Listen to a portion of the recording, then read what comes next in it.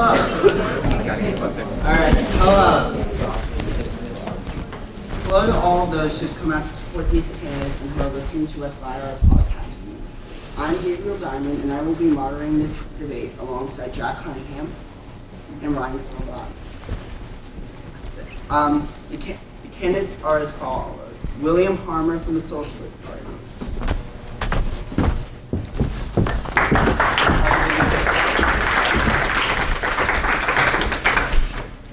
Aarie Vann from the Democratic Party. And Anthony Pericolo from the Republican Party.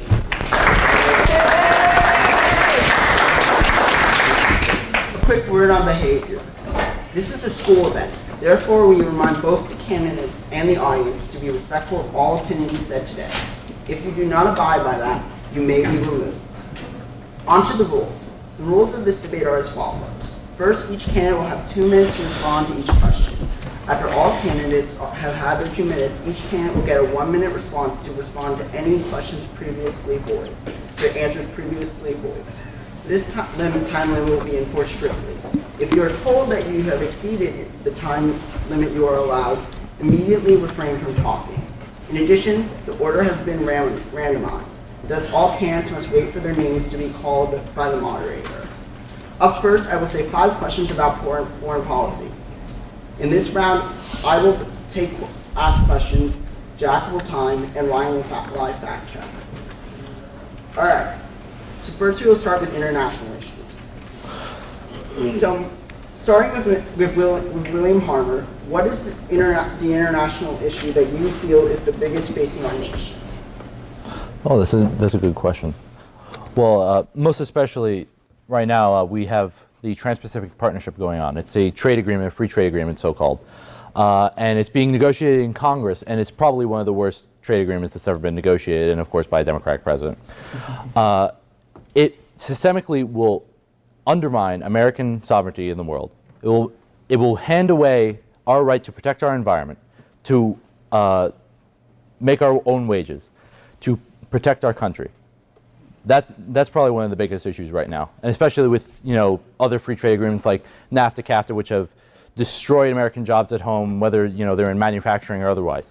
That probably is the most important issue that we're facing right now. And then, if you go to more military issues, ISIS probably is up there too, because they, of course, are they're animals, they're cutting people's heads off. It has to stop, and we have to do whatever we can to make sure that ISIS stops its genocidal behavior in Iraq and Syria. Okay, thank you. Now the same question will go to Mr. Anthony Pericolo. I'm finally glad that you acknowledge the threat that ISIS is, and I find it despicable that you would state that a TPP that has free trade for Americans that would help all Americans rise up is something worse than ISIS. Now, radical Islamic terrorism is a fundamental threat to this country. We need to know what ISIS is. ISIS is an apocalyptic jihadist group that believes they're being called on to defeat the West in an apocalyptic showdown, and they even named the city which they will fight us in.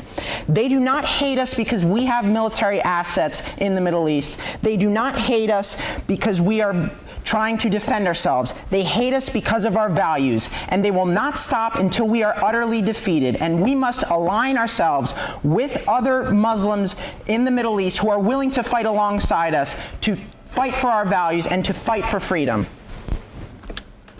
Okay, now we will move on to Mr. Aarie Vann. Well, I'm glad we got off to an explosive start. So again, I agree that ISIS is the biggest problem facing us in foreign policy. And I think that they are a massive problem for the United States and for the rest of the world. But what we need to realize, too, is that we cannot continue fighting massive wars in the Middle East that get us nowhere. You have to think back to 2003, when we invaded Iraq, when we said we were going to have this war on terror that was going to eliminate the threat of al-Qaeda. Well, al-Qaeda has been decimated. But look what we have now. 10, 15 years later, we're dealing with an even bigger problem. So what my position is that we need to come up with new solutions for the Middle East. The first one is I do not want to send ground troops to the Middle East. We need to have the armies of the Middle East, such as Saudi Arabia and other surrounding nations, to go on and attack ISIS. The reason for this is because when we start attacking ISIS head-on with ground troops, they can make the excuse that they're being martyrs. they can make the excuse that this is a war between the United States and the Islamic faith, when in fact we are not at war with Islam. We are not at war with Muslims. We are at war with terrorism. My plan to defeat ISIS is simply this. Given statistics on the size of ISIS, according to the White House in February, was 19 to 25,000, and given the statistics on the 6 surrounding countries that surround Iraq and Syria, their armies are 1.6 million. It should not even have to be us who leads the ground forces that destroys ISIS. What I want to do is I want to rebuild the coalition that we have in the Middle East and have them target ISIS in general. Once we have Sunnis killing off ISIS, it'll remove the threat of martyrism, and it'll make it less likely for them to use us as a tactic in order to recruit more officials. Next, when we're done with once we're removed the threat of ISIS, and we want to do this in a quick time span, we need to start rebuilding it. The way I want to do this is something that we've already done before. In the 1940s, after we went through World War II, Europe was in ruins. They were in danger of falling to the threat of communism. What we did is we had the Marshall Plan. It was a massive economic program that rebuilt the economy of the Middle East, and what we should be doing that again. We rebuilt the economy of Europe, and we should be doing that now. Mr. Vann, your time's up. Thank you. Okay, so now because William Harmer was the first one respond to, I believe William Harmer deserves a response to Anthony Pericolo. So then, I guess this is an important question, Anthony. So you spoke about the TPP and it's a free trade agreement. Do you know that a majority of the deal doesn't even concern trade? Did you know that? We are opening up trade No, with answer other... my question simply. Yes or no? Did you know that a majority of the trade agreement does not concern trade? It is Yes meant or to no? lift up Americans, Okay, yeah, all okay. Americans.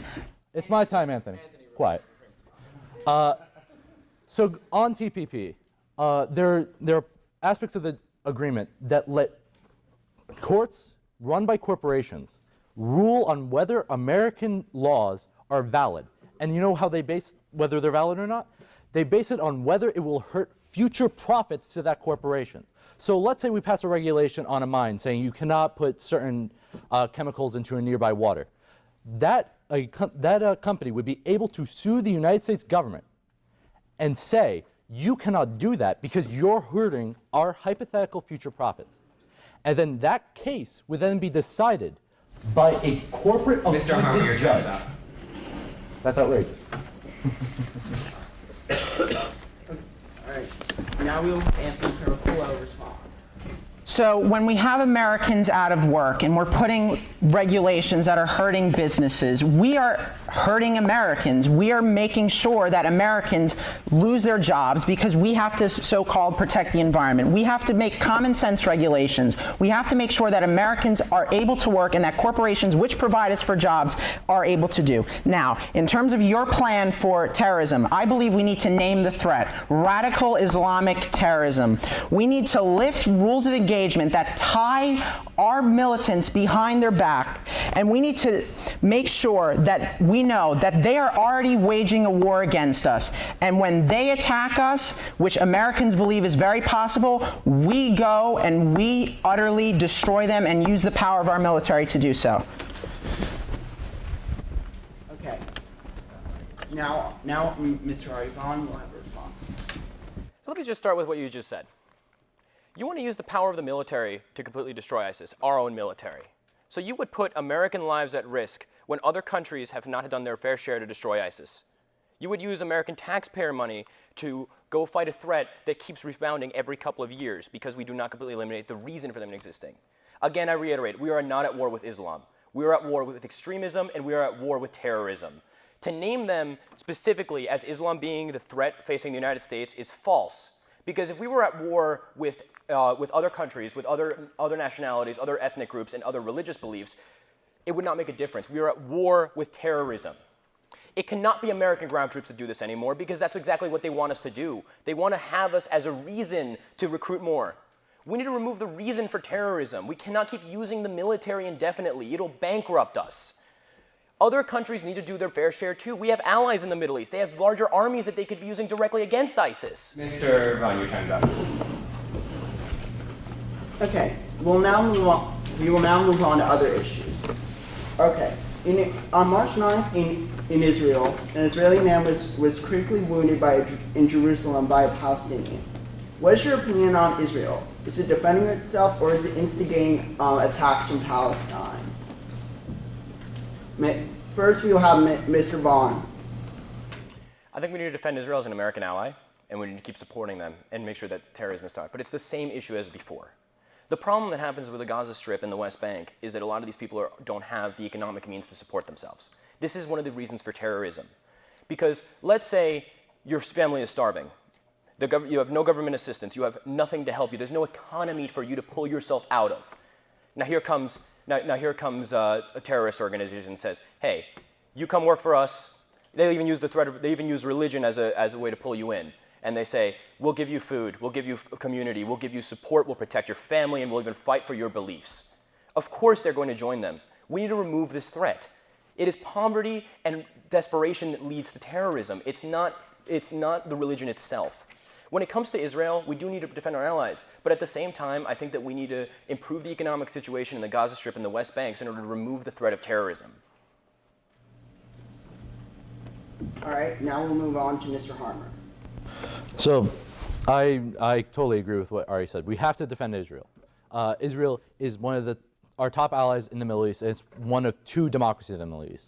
That's not to say that there aren't issues with Israel. There are issues regarding human rights. There are issues regarding the involvement of Israeli Arabs in the democratic system. There just are. But we also have to acknowledge that Palestinians have a right to have their own nation. They have a right to a government of their own. They have a right to negotiate with everybody else as an equal partner. They're currently right now, the Gaza Strip, which is one part of Israel, of Palestine, has been described as an open-air prison. You have to receive authorization from the Israeli government if you're going to leave the Gaza Strip, if you're going to leave Palestine in general. That is wrong. Palestinians are people. Their lives matter. We have to do everything we can as the greatest superpower the world has ever seen to make sure that human rights are protected everywhere, whether it's in Israel, whether it's in Palestine, or whether it's here at home with Black Americans. We have to make sure that Israel is not attacked, and we've done that with things like the Iron Dome, which shoots down rockets that are sent from Palestine during conflicts. But we have to do everything we can to make sure that Palestine is protected and that they're treated as an equal partner. We have to do everything to make sure that Israel is treated well, and we have to do everything we can to make sure that human rights in general, whether at home or abroad, is protected. All right, thank you. We'll now have a word from Mr. Pericolo. Now I want to touch on something that I didn't get a chance to respond to before. As for national security, all Americans must pay for it. It's something that we have to work for together, and that is why, yes, it will take some military spending to do it, but in the end, we will all be safe. I will use military only as a last resort because I do not believe that our people should die because of cowards. These people hide behind masks. They target civilians. We are not that type of people. We use overwhelming air force, and if we have to, we will bring in ground troops. Now, saying radical Islamic terrorism distinguishes peaceful Islam from them. In fact, peaceful Islam is the one that's most hurt by these radical Islamic terrorists, because look at candidates such as Donald Trump, who is just attacking Islam as a whole. I'm distinguishing them from ISIS. Now, we have a president who has said that radical Christianity is everything that is wrong with this world. Now, our president has shown more support to the Ayatollah of Iran than to the Prime Minister of Israel, our democracy in the Middle East. I will stand unequivocally by Israel. They provide billions in valuable military resources. They provide us intelligence, and they provide us with a strategic location. We need to make sure that when the Palestinians incite violence, they will pay for that violence. And we will make sure we will stand unequivocally by Israel. And when I'm President of the United States, that will happen. I believe our fact checker has a point to speak about. No? All right, great. Okay, now we'll have 1 minute responses in the same order. First, we'll have Mr. Baum. You just said that you wanted to protect American lives, and national security is something we all pay for, and that's true. But at the same time, you said that you wanted to use ground troops, something that would be incredibly destructive and completely useless. At the same time, I seriously doubt that we would be in a similar situation if we were against radical Christians. because I think that it'd be the same issue. Because again, we are at war with terrorism and extremism, not with a religion. I stand by Israel. I stand by their right to defend themselves. But I disagree with your statement that that the Palestinians need to be completely crippled. Because you know what? They are. They are completely crippled by poverty. They're completely crippled by the apartheid. So what we need to do is that we need to improve the economic situation. I agree with you. They should have the right to govern for themselves. What I think we should do is begin negotiations and begin long-term economic improvement. We should do this for a long period of time to make sure that we don't rush into things, that things are set up well, that they're well organized. When we pay for national security, we also have to think... Mr. Vann, your time's up. Okay, and now we'll have a word from Mr. Harmer. Yeah, so then Anthony, this, in the typical Republican fashion, decides that, okay, apparently Obama declared war on Christianity, or he said radical Christianity is, America's #1 threat. That's simply false. Okay? That's simply false. You're wrong on that. He was talking about the KKK. If you're not willing to disavow the KKK, then you can join Donald Trump somewhere. And also, this is an important question I have for you, Anthony. Do you know how many American ground troops died in Iraq? Yes. How many? 5,000. Okay, thank you. So you understand that when you put ground troops in Iraq, especially against the vicious animals that are in ISIS, we're going to be losing a lot of guys. A lot of guys are going to die. A lot of good Americans who want to protect their country are going to die in Iraq against ISIS, who doesn't even have the resources to attack the United States. And if you say they do have the resources to attack the United States, you're simply wrong again. Okay, now we'll have a word from Mr. Anthony. I have said that ground troops are a last resort. That is if they have shown that they will come and plan an attack here. We are at war with a radical group, not an entire religion. I've made that clear. I have to spell this out for the left because they don't understand. Now, those 5,000 people died because they love our country. They died because they want to protect the innocent civilians that radical Islamic terrorism has killed in attacks like Paris and in attacks like the San Bernardino shooters. And we need to make sure that we promote values of freedom all across the United States. Now, the fact that you guys are saying that terrorism comes from poverty is simply false. Terrorism, yes, you did. I will say that. I will unequivocally state that. Because this is the bottom line, that terrorism occurs because you have to accept that people are just bad people. If people are in poverty, which is all around the world, it does not mean that they necessarily go to terrorism. Mr. Pericolo, your time's up. I'd like to remind the candidates to not interrupt each other, please. You may open the other candidate. You may allow the other candidate to talk, but you can't. Okay, now we will move on to the issue of ISIL. Do you agree with the United States' current use of drones and airstrikes on ISIL? And should the United States go further currently? We will now start with Mr. Harmer. Okay, so the current policy right now is that President Obama decided unilaterally without congressional sanction that we're going to bomb ISIS in both Syria and Iraq. I disagree with the part about Syria. And the reason, it's not because I want to be weak on ISIS, of course. It's because when you're bombing in Syria, you're getting us involved in another country's civil war. And when we involve ourselves in civil wars, bad things happen. Just think of Vietnam. Didn't end well for any of us. And we do have boots on the ground in the form of special forces, which I don't really agree with. I don't think we should be putting Americans in such direct risk on the ground. But when it comes to Iraq, we should continue the bombardment.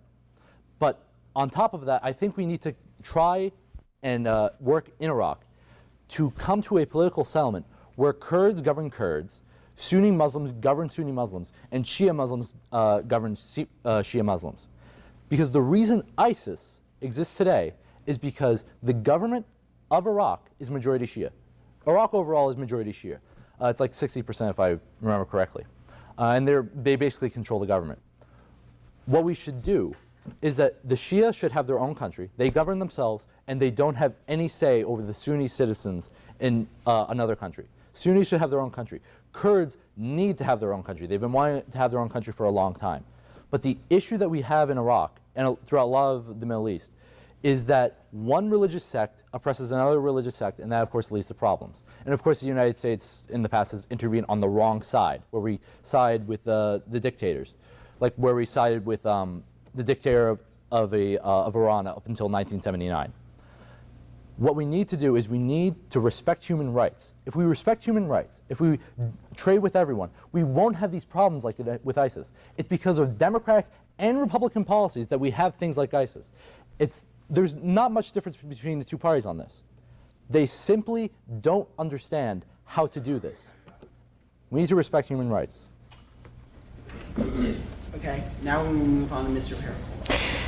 I do not think we are going far enough with ISIS. I believe instead of doing 11 airstrikes a day, I think we should do 1,100 airstrikes a day. We should unrelentlessly bomb ISIS. That will cripple them, and we will finally suppress radical Islamic terrorism. Now, my opponent, Mr. Harmer, is very reluctant to use military force because he believes that the American military is everything that's wrong with the world today. I didn't say that. Don't misquote me. He believes that when we intervene, the world is less safe. When America is strong, the world is more safe. When America is strong, we are more safe. Now, we have ISIS because they do not like our values. And again, externalizing the blame on poverty, externalizing the blame on our own actions is completely false. ISIS came up because they believe that our values are what's wrong with the world, and they want to attack our innocent people and kill us. We need to make it stop, and we need to use unrelenting air force. And yes, if we have to have a last resort, we will go to ground troops. And we will not get involved in Middle Eastern conflicts when not necessary. But in this case, there is a clear interest for the United States because we are facing a threat from radical Islamic terrorism. Again, I'd like to remind the candidates to please not interrupt each other unless prompted to speak. All right, now we'd like to go to Mr. Long. I'll actually agree with Mr. Pericolo on one thing, is that we're not doing enough to stop ISIS. But at the same time, I feel that his 1,100 airstrikes a day is kind of ridiculous. Not on principle because we're not bombing enough, but because we're not being smart about how we bomb. We're not using. By that point, we wouldn't be using our intelligence well enough. We'd have too many civilian casualties. This cannot be our only fight. This is the insane thing about the Middle East, is that it's been just us. It's just been just us attacking other nations or other Islamic groups and then causing more problems. We need to have a coalition. We need to have other countries supporting us with this.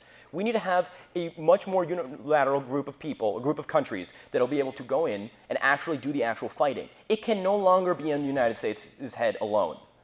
We need to stop ISIS. They're the biggest foreign policy threat that we have.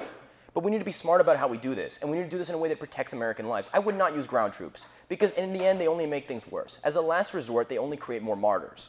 And martyrs is what helps drive recruitment for groups like ISIS.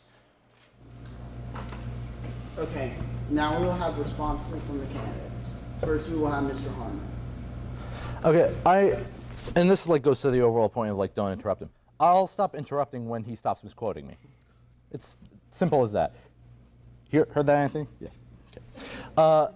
So when it comes to ISIS, again, the point about poverty is extremely important. But when it comes to terrorism directed towards the United States, there's another extremely important factor, and that comes down to our intervention across the world. Now, the United States in the past, as I'm sure a lot of you know, we have not always intervened on the right side. Take Egypt. Up until, 2011 or 2010, we had the Arab Spring, and Egypt was ruled by, an unelected dictator. We supported him. We gave him money every year. We gave him military means every year, and it ended badly for us. We should not have supported that dictator. And because of that, there's a growing resentment in Egypt towards the United States and towards Israel as well. Mr. Harmer, your time's up. Okay, now we'll move on to Mr. Pericolo. So I want to agree actually with Mr. Vann on this, that I do support building a coalition. I laid that out before, and we need to lead in the world. It's not just us in the world, yes, but we need to be the ones on top, because when America leads, the world is a safer place. And I do agree with Mr. Harmer that we need to build intelligence capabilities. We need to use them, because our military is not just force. It is about knowing who's the enemy and how we can engage them. Now, I stand firmly by the belief that you believe that American intervention is everything that is wrong with the world. That is why you're the one, the only one on the stage, who is not wearing a flag pin. That is why you're the one who supports policies that weaken Americans. I will not support policies that do that. I support policies that make America lead and keep America safe. Can I respond to that? Let him have it. Let him have it. Come on. We're having some fun here, aren't we, people? That was a direct attack on my character. It would come out of your time if you would allow it. Go ahead. I've laid out my plan. Let's hear your response, Will. Sure, so going to the point of like me not wearing a flag pin, if you measure your patriotism in little tokens like that, you're sad. Okay? Okay. No, let Mr. Vann continue. Yeah. Okay. So here again is the problem that we're having with Washington, is that we have two sides that can no longer agree they're attacking each other like this. We need to be smart about how we do things in the Middle East. I'm not going to attack Mr. Harmer and say that he believes America is a problem across the world. We have caused issues in the Middle East. We've failed in Vietnam. We've failed in Iraq. We've failed in many other areas. We put up dictators in South America. We need to be smart about how we do this. Again, it should not be us, the only people who are leading in the world. Because if it is, then we're going to go bankrupt ourselves, attacking other countries, attacking other people. And again, I want to reiterate when it comes to Islamic terrorism and poverty, what you are suggesting is that we go at war with an idea. We cannot go with war with an idea. We need to go to war and attack and destroy and rebuild something tangible.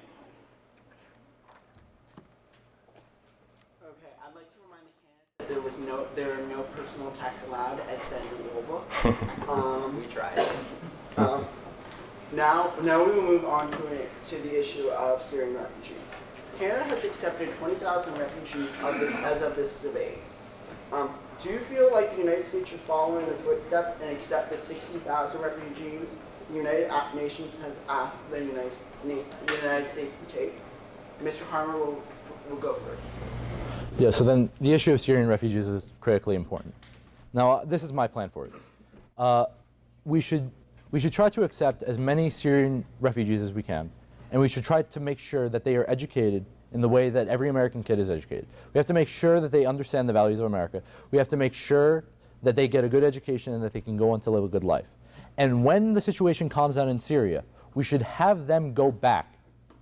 We should have them go back with their Western education, with their Western values, and try to bring Syria in a good direction, a direction where they can be a democracy, where they can have the values that let democracy grow and prosper. That's what we need to do with them. And when it comes to issues, and of course there's issues regarding violence. There's issues regarding, like, whether these people are members of ISIS or anything like that. If you're a member of ISIS, you're not going to come in through a refugee program. You're probably going to get a work visa thing, or you're going to try to just come in illegally. We have to understand that refugees are not ISIS. They're the people running away from ISIS. It would be akin to calling the Jews escaping Germany and Europe in World War II Nazis. They're running away from them. We need to make sure that we promote democracy and human rights in the world, and one of the ways to do that is by educating Syrian refugees in a way where they can later on support a Syrian democracy. Great, now we'll have one ask the same question, Mr. Bond. Let's learn a little bit about what's happening in Syria. 250,000 have died. 6.5 million are displaced. Children are falling victims to the sex trade, and 11.5% of the country has died. We cannot ignore this problem. It is the greatest humanitarian crisis since the end of World War II. I don't think that we should take as many as the UN is saying. I believe that 20 to 40,000 should be more than substantial. But I also think that we need to improve our screening procedures. I understand that we're afraid of ISIS coming into this country. However, with better screening procedures, and even the screening procedures we have, it takes years to get even through the UN, not even through the UN, not even to get through the United States immigration and refugee process. So what we need to do is we need to bring them here, and we do need to educate them. I don't even think we should send them back. I think that they've earned their right to be an American if they've gone through this whole massive civil war. The problem is that we also need to ask other allies to take more refugees. Countries like Japan, other Asian nations, other allies. This is, again, another thing. We cannot be the only country doing this. We need to have other countries who support us and other countries who are allies with us in order to take some of the burden. We are allies with them. They should be allies with us. Great, thank you. All right, now we'll have Mr. Aaron. So I want to respond to the personal attack from Mr. Harmer. I do not measure patriotism in tokens such as a flag pin. I measure it in policies. Now, when you say that that America is everything that is wrong with the world, when you fight against values such as capitalism, military strength, and freedom that America is on top of the world in, you are saying that everything that's wrong with America is what makes America great, and that is how I measure patriotism. Now, I will not take a single refugee in as President of the United States, and any refugee that did come into the United States will be deported into another country that takes them in. The people from the Paris attacks were Syrian refugees, and look where how that ended up. 127 innocent civilians died because of these Syrian refugees. We would not know who is coming into this country. We do not have a proper way to screen them. All they could do is lie and get into this country and cause great harm to our people. This is a national security issue first and foremost, and if you are caught wanting to educate them, that will take a lot of money, and that also you are putting a lot of faith into these people that they will go back and do what you say, or stay here and do what you say. And most importantly, the majority of the governors in this country oppose Syrian refugees. The majority of Americans oppose Syrian refugees coming into this country. And we have had a president for the past 7 years that has not listened to the American people, and once again wants to do what his political agenda says, and that is letting in Syrian refugees because he knows that the overwhelming majority of Syrian refugees will be Democratic voters. Mr. Pericolo, you said that the attackers and terrorists were refugees. None of them were. All of them were European nationalists. Thank you. Do we want to give him a chance to respond to that? 30 Um, seconds. Yeah, we'll give Mr. Harmer a chance to respond. And that point by Ryan, our fact checker, is very important, because we really haven't seen a single ISIS members coming to the United States and attacking the country. They're typically people who are disaffected with our country. They feel that they're discriminated. They feel that they don't have a fair shot. And it's the same situation that happened in France, because a lot of Europe, contrary to popular belief, is extremely racist. And it's so racist they don't talk about it. That's how you know they're racist. We at least try to talk about race. They don't even do anything. And it just goes to the general point that a lot of opportunities that we have in America simply aren't open to most Americans anymore, whether it's based on class or gender or based on religion. I think that we have to do as much as we can to open opportunity to everyone. And by doing that, we're going to undercut the fundamental argument of ISIS that the West is a failure. We need to do everything we can to stand steadfast with our values, which are that of tolerance, which are that of inclusion, which you, Mr. Pericolo, want to undermine by not letting Syrian refugees in. All right, now we'll move on to Mr. Vaughn. I just want to point out again that we do have screening procedures. And even then, most of those come through the UN and the United States. It takes years to become a refugee. But again, I wanted to move on to slightly another argument for that. Economically, refugees are much better. Refugees produce positive economic effects. In one study, refugees were more likely to start small businesses and raise wages of countries in which they joined in. Refugees in 19 out of 20 industrialized countries, in a survey that was published in the New York Times, said that they saw higher wages. In fact, Europe is losing a lot of its population and is going to face economic problems for that. But in another way, we also have to think about what's written on the Statue of Liberty. Mr. Pericolo, on the Statue of Liberty, there is a poem that is written. It says, "Give me your tired, your poor, your huddled masses yearning to be free." If we do not take this, and we do not address this crisis, then we might as well take that plaque, remove it from the Statue of Liberty, and throw it into the Hudson River.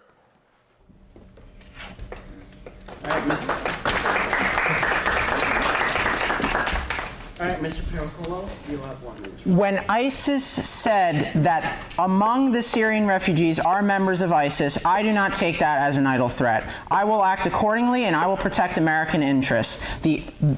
Letting refugees in isn't the only way to help the Syrian refugees. We could create safe zones for them in the Middle East. We could do that by being, again, the strongest military power in the world and leading in the world. Also, as for American values, we do have values of tolerance and inclusion, but we also have values of capitalism and people believing in themselves and moving up. And that is what your policies, Mr. Harmer, are your socialist policies that will force Americans to pay for other people's work. That is the problem with America, that you want to force other people to work for other people. Now, we are a nation of laws, and we will make sure that the laws are upheld, and we will make sure that Americans are safe, and we will not be safe if Syrian refugees come in. Just a clarification, Mr. Pericolo, you're saying that you trust ISIS to give propaganda in and say that there is Syrian refugees? Do you think that that could be just a fear tactic? That is not just a fear tactic, because when you look at the demographics of the Syrian refugees, the majority of Syrian refugees are middle-aged military males. They are not all the women and children that you, Mr. Harmer, and you, Mr. Vann, are saying. They are majority military-aged males, and they are the ones who are known to attack America. Well, that's not true.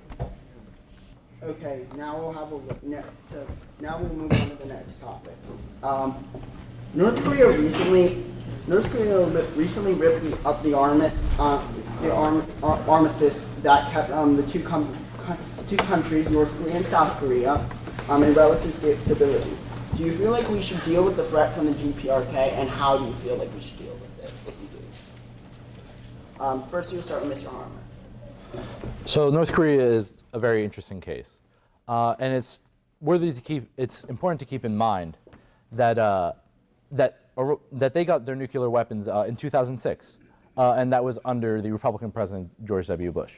So just keep that in mind. The way that we should challenge North Korea and try to eliminate as much as we can the threat from them is we should try to help as much as we can dissidents trying to get out of North Korea, and we have to do everything we can to put embargoes and sanctions on North Korea. But importantly, we have to put pressure on China. China is the one that's, they're basically the father of North Korea. They're the ones who make sure that they are stable. They're the ones who make sure that they can run economically. So we need to put pressure on China to do that. And one of the ways that we should try to do that is by promoting American business here, so that Chinese business cannot take American jobs from us through these free trade agreements like that we have right now with permanent normal trade relations with China. We have to do whatever we can to make sure that China, as long as they support these human rights abuses, both in their country and in North Korea, we have to do everything we can to make sure that China will not support those as long as we trade with them. And that just goes to the general point that right now we're letting large parts of the United States devolve into third world countries. Just look at parts of Detroit or Chicago where you see blocks of houses, especially in Detroit, with nobody in them. They're leaving because the manufacturing jobs aren't there anymore. They're going to China. And what's that money that the Chinese, they get that money, you know what they do with that? They support human rights abuses. We have to have a policy of supporting human rights to promote a stable world where the United States is safe. So Mr. Pericolo, do you also feel that we should deal with the threat from DPRK? And if so, how do you feel like we should do it? We should not let a maniac run his country. Okay, so first of all, George W. Bush compromised with Democrats because, again, Democrats believe that American intervention in the world is what makes us less safe and what hurts the world. And once again, he has lifted sanctions and Obama has further lifted sanctions, by the way, and has further allowed North Korea to worsen our state of national security by launching a satellite into space. I believe we should reinstate the sanctions. We should put pressure on China. If they do allow North Korea to get away with building nuclear weapons and building satellites, we should pressure them to stop. And issues that are not of concern to the U.S. should be dealt with exclusively through China. We need to put our ally, South Korea, on standby for an attack. And if there is a threat, we will need to use our Air Force against North Korea. Now, you mentioned Detroit as a third world country. You know who Detroit has been run by for the past 60 years? It's been run by Democratic politicians. Democratic politicians who have given handouts to people on the government, who have pursued oppressive regulations on businesses that has caused jobs to leave the United States. So when you say that Detroit is a third world country, look again at whose policies are causing that.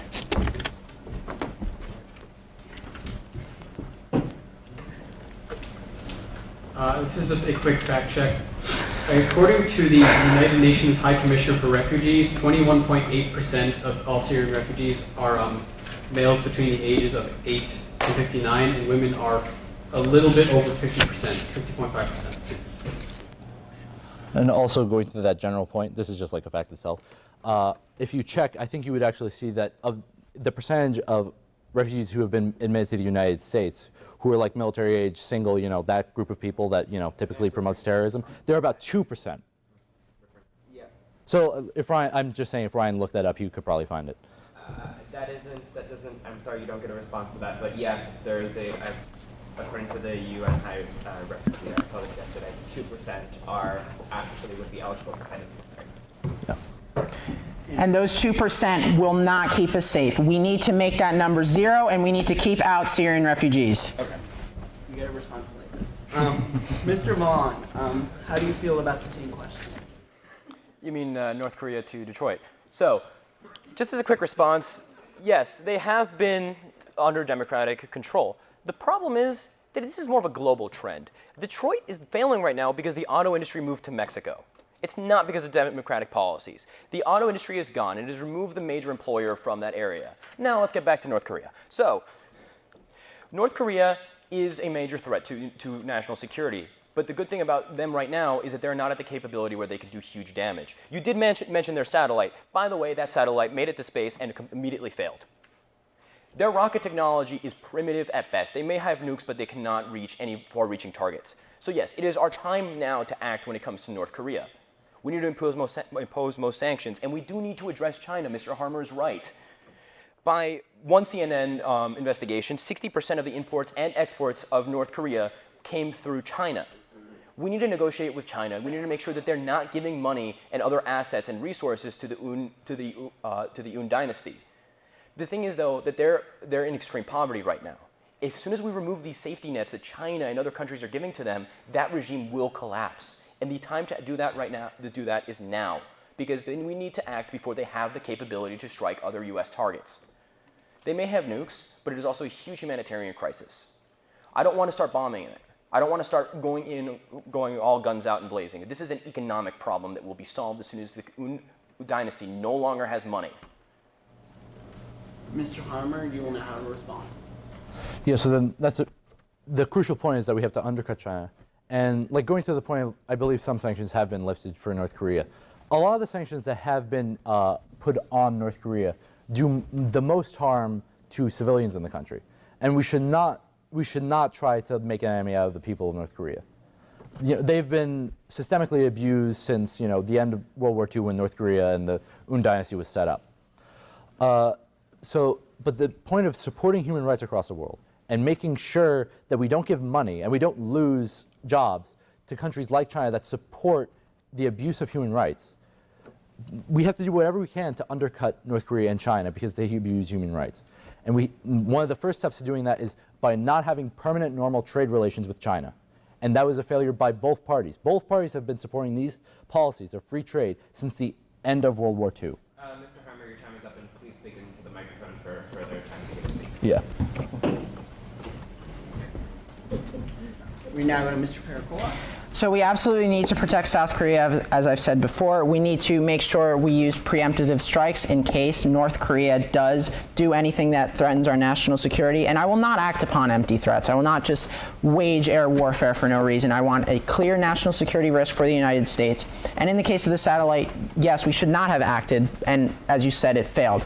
So we just need to take warning at this country because he is reckless and he will harm South Korea and ourselves if he has the capabilities to do that. Now, being president is not easy.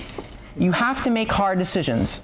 And if you're saying any time a little consequence of your action happens, you won't put actions to do something to stop a horrible dictator, we need to first, yes, put sanctions.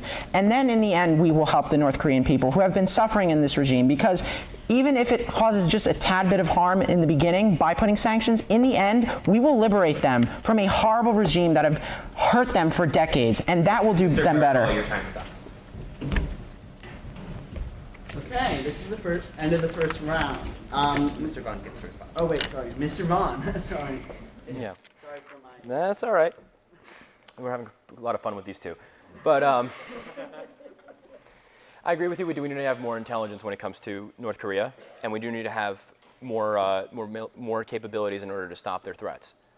I actually agree with Mr. Pericolo on this when it comes to sanctions. Yes, a lot of sanctions have done massive harm to the people of North Korea, and I agree with that. It's an incredibly sad situation. Unfortunately, we cannot topple their dictatorship through those means.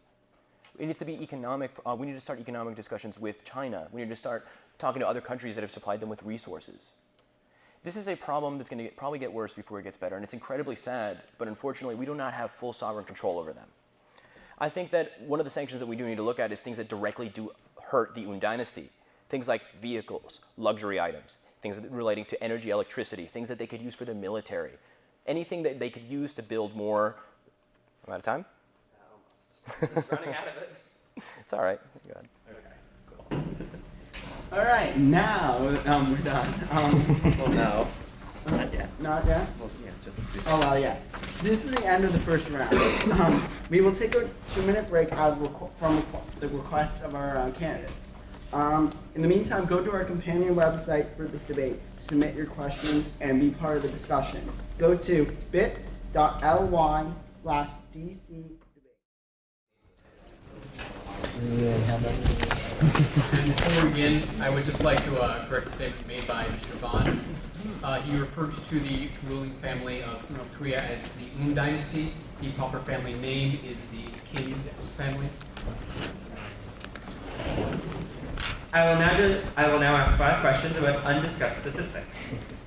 In this round, Jack Cunningham will ask questions, Ryan will time, and Gabriel will fact check. According to Pew Research, 63% of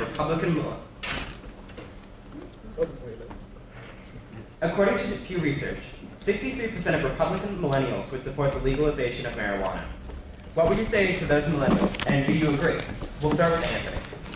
If you like your marijuana, you could keep your marijuana until I become president. Okay. Marijuana is a gateway drug. It is something that causes people to lose their inhibitions and causes people to do things that they would not normally do. One time, I believe it was in October, someone jumped off a roof and died while under the influence of THC. I do not believe in legalizing marijuana. I will crack down on states that did. But, however, we should invest in medical marijuana because there has been good purposes in it. And I believe that anything that helps the American people is something that we should pursue. And there are ways to limit THC that will prevent the high content from getting into the drug, and that could help people medicinally. Now let's hear from Mr. Vann. Well, I just want to respond to the whole gateway thing because I honestly think that it's ridiculous to call it a gateway drug because the only reason it is because it's illegal. Because once you have something like that that's illegal, it would bring it into contact with other drugs.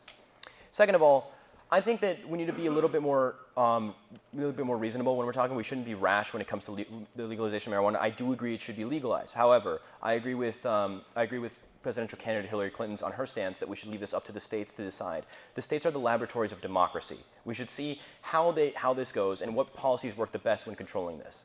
We need to be careful in how we do this.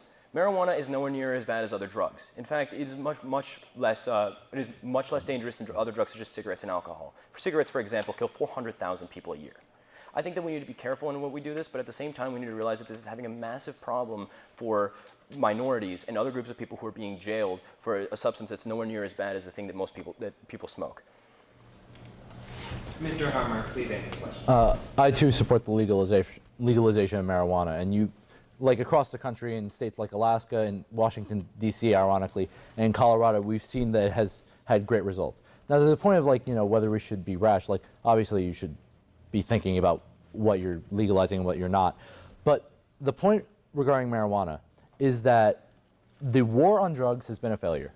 And the 63% of Republican millennials who support legalizing marijuana, they're totally right in that. Because in 1973, 12% of people had used marijuana at some point in their life. Today, in 2013, according to Gallup, it was 38%. And that was from the beginning of the drug war to right up to today. The drug war has been a failure. We have to do what we can to we have to do what we can to make sure that people don't resort to other drugs like cocaine. But the gateway myth is completely it's a myth. It's not true. And there's a lot of benefits that can be reaped from legalizing marijuana. Like the money that you use from taxes there can be used to fund education, like they're doing in Colorado, or given in tax cuts, which I'm sure Mr. Pericolo would love. So when you talk about marijuana, there's very little problems with it. Like we've seen that in places like Portugal and Netherlands, which have taken other stands on it. And there are a host of benefits from legalizing it, both for medicinal uses and recreational. So yeah, I stand up for the legalization of marijuana. Young people, vote for me. On that note, according to the National Household Survey on Drug Use and Health, Americans over 12 that have tried marijuana is 49%. Less than 15% have taken cocaine, and less than 2% have used heroin. And even to that point, typically only 10% to 20% of those who try alcohol or other drugs ever get addicted. That's combating the gateway drug theory.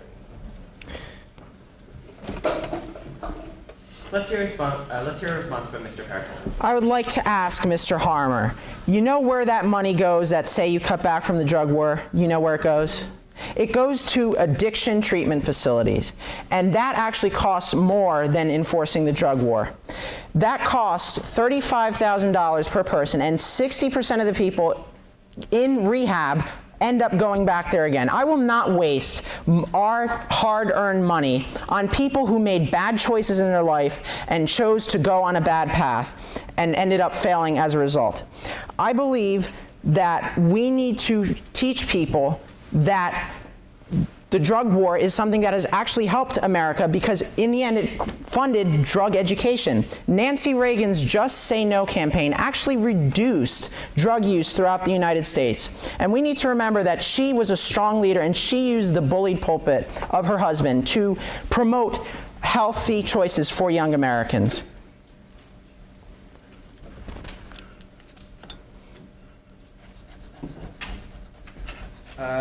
Mr. Vann, your response. I agree with you that we have a problem with drug addiction in this country, and that's exactly why we do need to fund it. Here's the problem.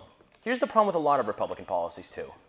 I don't like it, so I'm not going to pay for it. But here's the thing. I have no solution afterwards. So for these people who have become drug addicted, would you just let them die in the streets, Mr. Pericolo?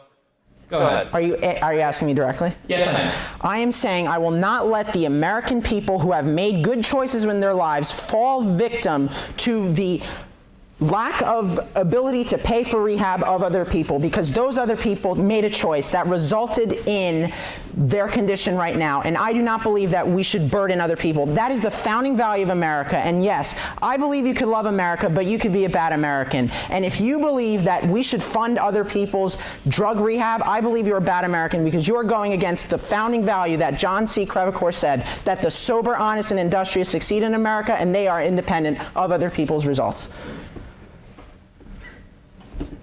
Mr. Harper, your response. I'm not going to speak to what Anthony just said because I think all of you can use your brain power to deduce that it's moronic. Another point about the drug war that's critically important is that the way that it has been done since the 1970s, when it was started by Richard Nixon, 1971, that great policy guy, it's been waged in a very racist way. And I don't use the word racist very lightly here. When you talk about who's arrested for marijuana, 37% of those arrested are black. They make up about 13% of the population. 53% of those convicted for marijuana possession are black.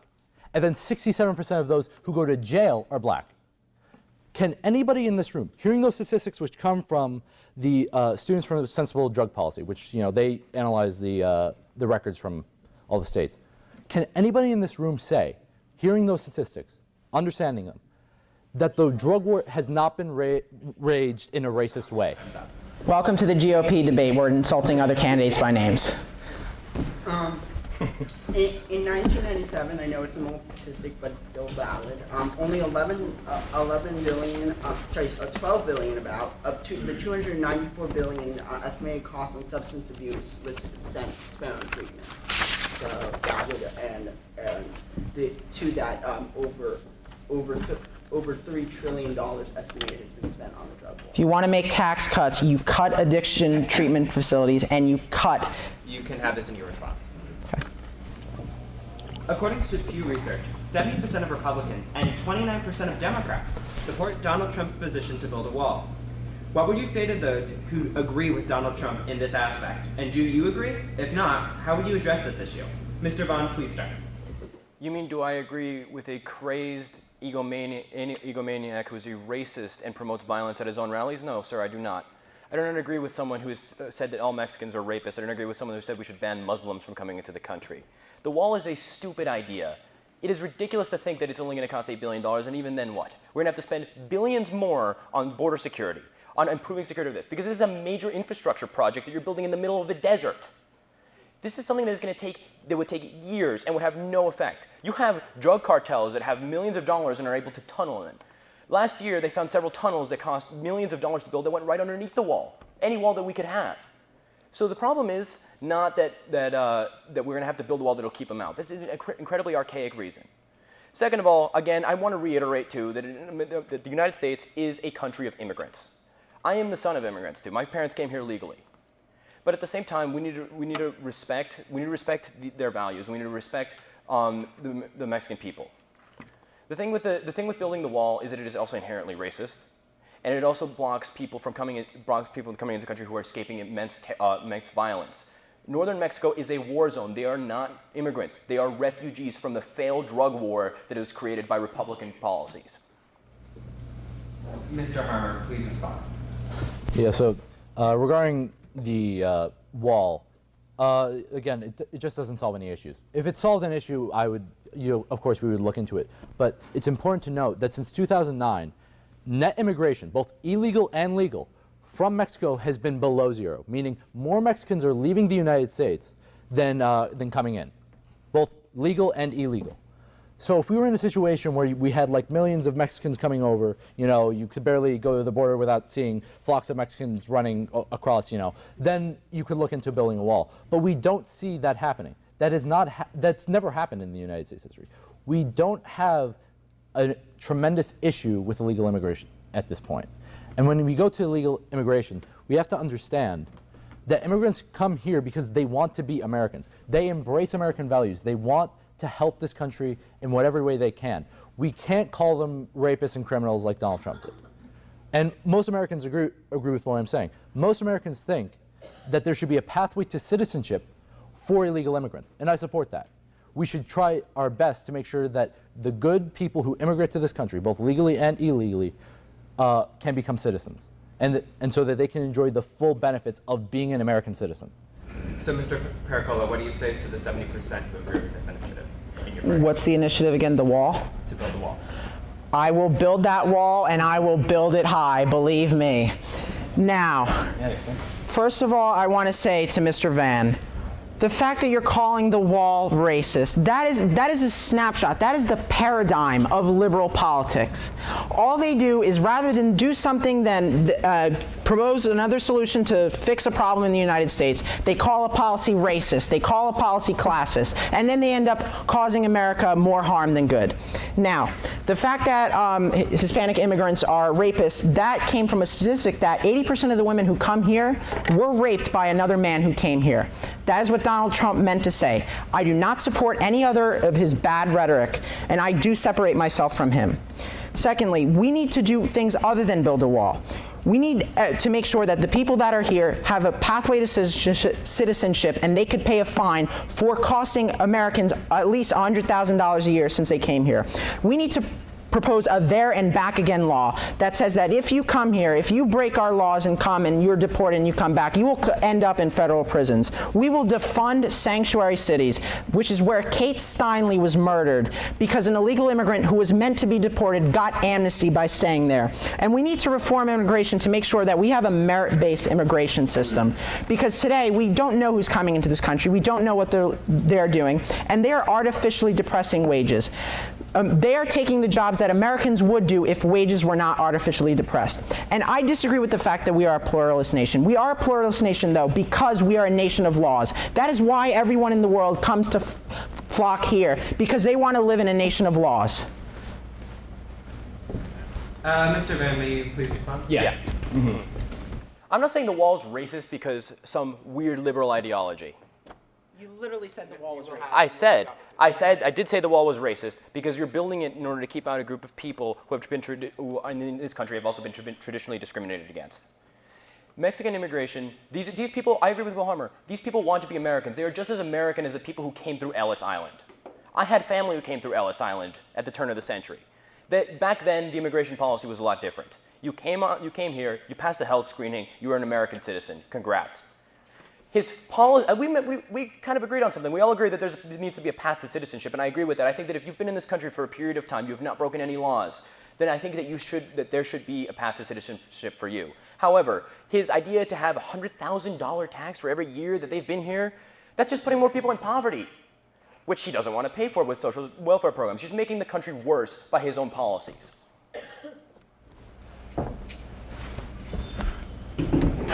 The number of illegal immigrants coming into this country has actually decreased, as the estimated amount has decreased during President Obama's tenure, according to the statistics from the Center for Immigration Studies. Mr. Humber, your response? Yeah, so going to the point that Anthony brought up about depressing American wages. Now, there are states that have tried to enact very strict anti-immigration laws. Like Georgia, very Republican state, they decided that they were going to pass a very strict illegal immigration law. The next growing season, they saw a 40% loss in agricultural workers, and that resulted in a loss of $140 million in crops, and it translated, again, into $390 million in less economic activity because, that money is used in other ways too.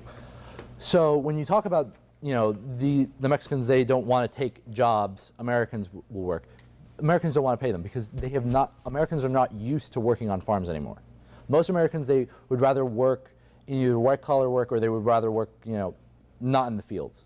Most, 0.5% of Americans are farmers, and, we have to have Mexican immigrants work fields, or other people as well, but we need to make sure they're citizens, that they're equal. Mr. Pericolo, please. So, like Mr. Vann, my family came here to the United States. My grandmother waited several years to come here. She finally came. Then my grandfather had to wait several years, and he finally came. So this wall is not just a national security issue. It is an issue that really, it is insulting to my family, it is insulting to your family that someone who gets to come here, who gets to collect government benefits, gets to basically say to people who worked hard and waited that their wait does not matter anymore, that they could break the laws and get away with it. And we have a president who's weak on immigration because he wants voters. He wants to give them welfare. He wants to give them handouts, and he wants to give them that in order to gain votes. This is not about gaining votes. This election is about the future of our country. We need to make sure we are safe. We need to make sure everyone that comes in here is deserving, and we need to make sure that we control our borders. As of this moment, Congress's approval rating is 9%. How would you try to fix this? Anthony, please respond to the question. I'm very compromising, actually, but I know it doesn't seem like that. We need to make sure that parties come together. We have had a president in the United States who has taken every opportunity to attack Republicans. And based on the polls right now, the next Congress will be completely Republican.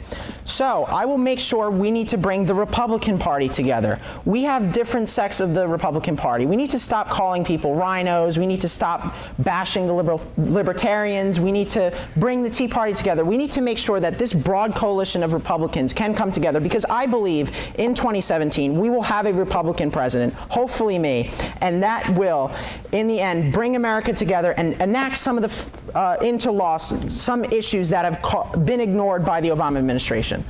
Mr. Vann, please respond to the question. The problem in Washington is not that one side is right. The Democratic Party is more right on some issues, but the problem is that there's a failure to compromise. And it's become a dirty word in politics. The compromise means to be weak. It's not true. Government is not a sport where you get to attack. Compromise is the sport of government. When I'm president, I will invite Speaker of the House, Paul Ryan, I'll bring him to the White House, and I will put up a board. And I will say, on this side are all the issues that you want to have. And on this side will be all the issues that I want to have as a Democrat. We are going to say, these are the issues we're going to work with.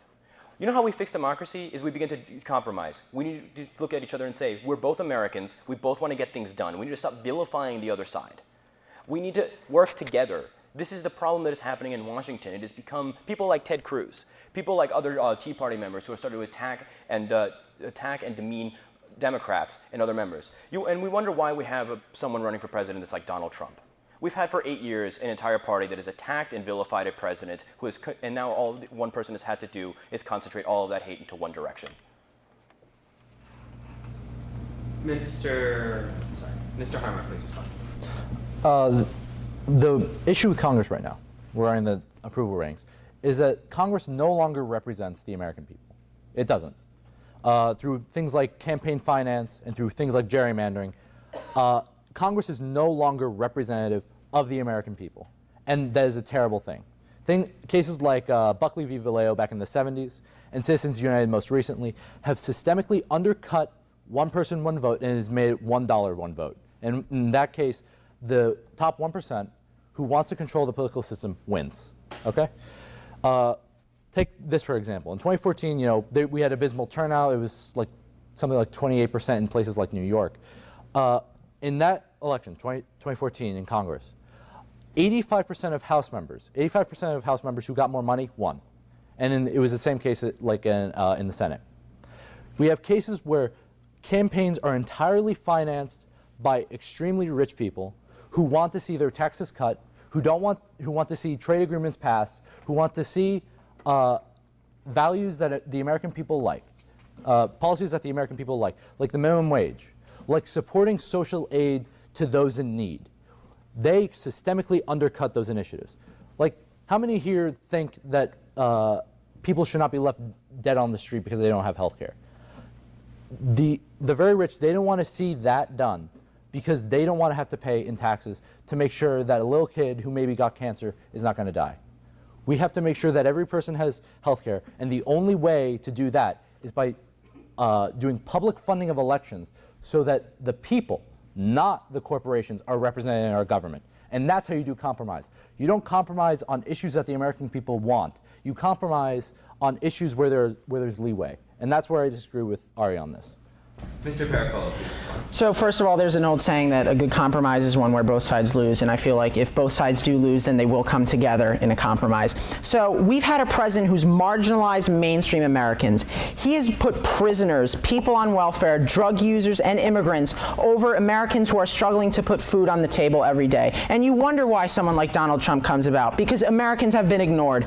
It's not Congress that's unrepresentative of the American people. It's this executive that's in office. Now, we do not have a weak campaign finance system. We have weak politicians. Studies have found that correlation between ideologies and money gotten from a campaign is nothing. That people do stand firm to the release, and they do get money from corporations that do support their ideologies. Now, as a politician, I could say that $1 million from 1 million people is much more worth has much more worth than $1 million from a large corporation, because I know those 1 million people will vote for me. Now, how will you pay for this health care? How will you pay for this free campaign finance?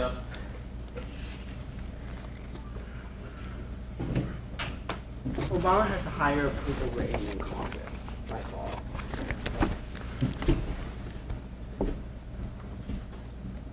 Mr. Vann, please respond. I will say unequivocally that Citizens United has been a disaster for this country. As president, I will push for a constitutional amendment that will overturn Citizens United and set the campaign contribution limit at $5,000. I think that it should be good for people to give money to their campaigns, and small donations help people become invested in them. We need to end super PACs, and we need to get the rich and corporations out of politics to stop them from buying elections. Another thing that we need to do is we need to improve our situation when it comes to outlining congressional districts, gerrymandering. We need to start making these districts much more competitive. The reason that a lot of Republicans and a lot of people become reelected is not just money, but it's also because the districts that are drawn are favorable to one party. So I think that when it comes to people who are becoming disillusioned with Washington, it's because the election and our government has been completely hijacked by the rich and by people who are putting other people into areas where they can win. Mr. Harmer, please respond. Yeah, going to the point of gerrymandering. In 2010, where you saw historic levels of Republicans in Congress, Mr. Pericolo's party, 49% of votes cast across the states were for the Democrat. Interestingly, 48.2% were for the Republican. So the Democrats actually should have won that election. If American democracy was sound, if Congress actually represented people, as Mr. Pericolo believes, you would have seen a Democratic majority. But instead what you see is the Republicans gained 60 seats in the House, giving them a historic majority. Okay? So when we talk about gerrymandering, the Congress is no longer representative because of gerrymandering. They draw lines around the districts and they make sure that the Democrats are overcome by the Republicans. And that's done at state levels. Like North Carolina, over half of North Carolinians voted for the Democrat. Yet their legislature is 70% Republican. We'll grant Mr. Pericolo 30 seconds to respond. I feel like I needed this time to respond because you're painting gerrymandering as a completely Republican issue. Democrats gerrymander, believe it or not. That's surprising to you guys because every opportunity you get, you try to vilify Republicans. Now, I have a solution for gerrymandering. You draw districts based upon eligible voters rather than the total population. That way, those who vote count, and those who do not vote, meaning they are not eligible to vote for extenuating circumstances, will not be counted in there, and so we can have districts that represent the voters of the district. Just to confirm, one of the states that he is referring to is Maryland. The Democrats in Maryland did gerrymander the state, which resulted in a 20% push towards the Democratic Party. Next question. 58% of Americans support affirmative action for race, but 67% support affirmative action for gender. What are your thoughts on affirmative action, and would you consider extending the program to gender? We're first going to start with Mr. Vann. I support affirmative action, not just because I want to see more people in college, because it aims to correct problems of the past, but I also want to expand it. And I want to expand it into one specific area, STEM fields, science, technology, engineering, and mathematics. I think that we should expand it to both women and minorities, and also to people who are economically disadvantaged, because these are the people who would benefit the most. Why I want to put it into STEM fields is because STEM fields have high education fields end up creating a lot more economic solutions for the United States. For example, STEM fields half of all STEM fields do not even require a full bachelor's degree, yet they get 10% higher. This is from the Brookings Institute from 2013. These are fields that are going to be the fields of the future. Because, I'm sorry, Will, we're not going to have manufacturing forever. Manufacturing is going to die. And if anything, it's because it's becoming cheaper in China. And to bring all those jobs back would raise the cost of living, which would hurt the poor, create more welfare, which Mr. Pericolo will not want to pay for. Just to confirm the statistics, in 1980, the gender divide specifically in computer science was 60 to 40 men to female. Today, it is 81% men, 19% female. Like I said, I would want to expand it for women too. No response, I'm sorry. Mr. Harmer, please respond. So going to the point of like, manufacturing is dead. Well, there are things that we can do to make sure that manufacturing stays at home. And one of the things is to not support Democratic-sponsored trade agreements like TPP right now. Now, going to the point about affirmative action, I think that we should base affirmative action on class rather than on race or on gender. Now, the reason I believe that is because the racial aspect of affirmative action, I don't think it's been very helpful to people black people who graduate from college. Because oftentimes you see people saying, oh, well, they're black, so that's why they got into, say, Harvard or Princeton or whatever the case may be. So I think we should do it based on class, and you'll start to see everybody rise. And along with that, you'll see a undercutting of racist attitudes in Americans. There are Americans who are racist. And it's not because, they're, ignorant. It's because they might see some things and they think, oh, well, that's the government favoring black people or Latinos or whatever the case may be, rather than white people. Well, what we should do is we should try to do whatever we can to increase opportunity for every person. And one of the main reasons why people do not have opportunity in the United States right now is because of their socioeconomic class. Like, for example, and this is from Forbes, 75% of people got into their top choice school, but 57% did not go to that school. And most of those kids did not go to their top choice school because they could not afford to go there. That's not right. You should go where you got in. You should be able to go where you have the grades to go in. If you put the effort in, you should be able to go based on that. Not because you shouldn't be able to not go because of race or gender or because of your family's socioeconomic status. Now we'll hear from Mr. Pericolo. This is going to be predictable, but I believe affirmative action should be abolished. It is one of the worst programs in American history. Rather than use race as admission criteria for jobs and schools, life conditions should be considered. That is why we have holistic admissions in most colleges now.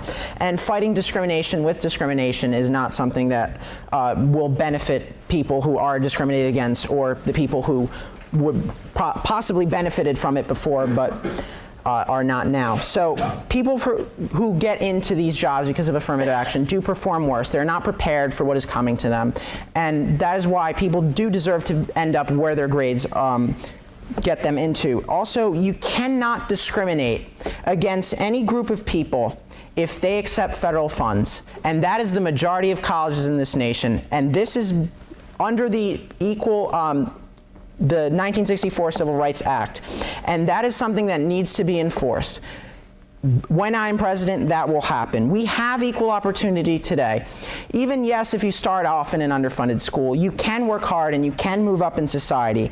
And people need to start believing in themselves again, that we have a president who teaches people that just because of racism, just because of classism, just because of any type of ism, you name it, that they cannot move forward in life. And that causes them to not believe in themselves. That causes them to sit down and accept the conditions. And I will use the bully pulpit when I am president to make sure that people understand that they have a right to determine where they go, and where they go is a result of their own choices.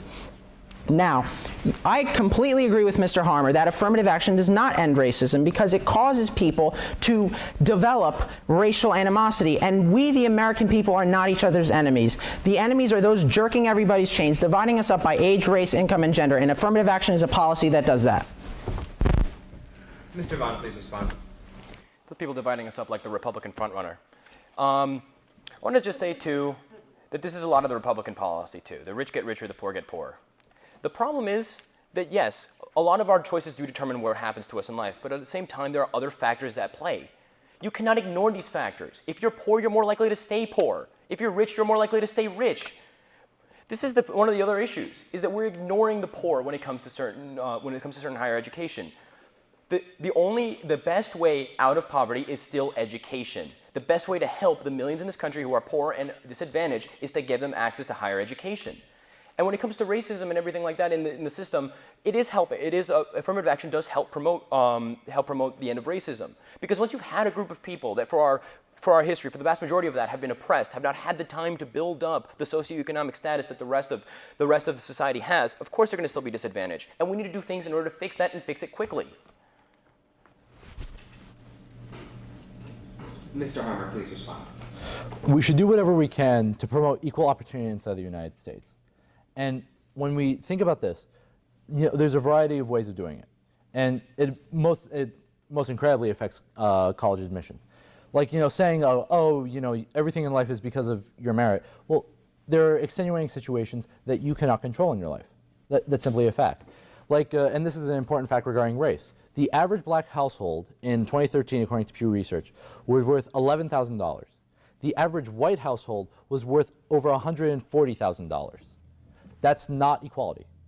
And unless, you believe some racist theory that, blacks are lazier, there's no reason for that gap to exist besides for the historic trend against black people. Just think about what I said before regarding the drug war, where it was very racist. These are obstacles to black people. It doesn't stop them from achieving success. Mr. Pericolo, please. So I'd like to ask my candidate alongside the stage with me, what is diversity? You are pursuing a concrete solution to an abstract problem. You are saying that we get to discriminate against other people just because we have this problem of no diversity. Is diversity diversity between genders? Is diversity diversity between races? And even if you have people who look different, everyone in the room has a different story. And in fact, we are ignoring the larger problem, and that is intellectual diversity in this country, that we are trying to conform with each other, and we are not promoting different ideas, that we are suppressing free speech, especially on college campuses. Now, I do agree with Mr. Vann that education is the way out of poverty. That is why I support school choice. That is why I support school vouchers. That is why I support charter schools. That is why I support competitive schools. And once again, I will abolish the Common Core and bring local education back to the national forefront, because I believe that local education is where students most succeed. The state of diversity is defined by Merriam-Webster as the state of having people who are of different races and who are of different cultures in a group or organization. What about intellectual diversity? It's not That was said. not included in the definition. That was just from that source. This is the final question, and it's a very atypical abortion question.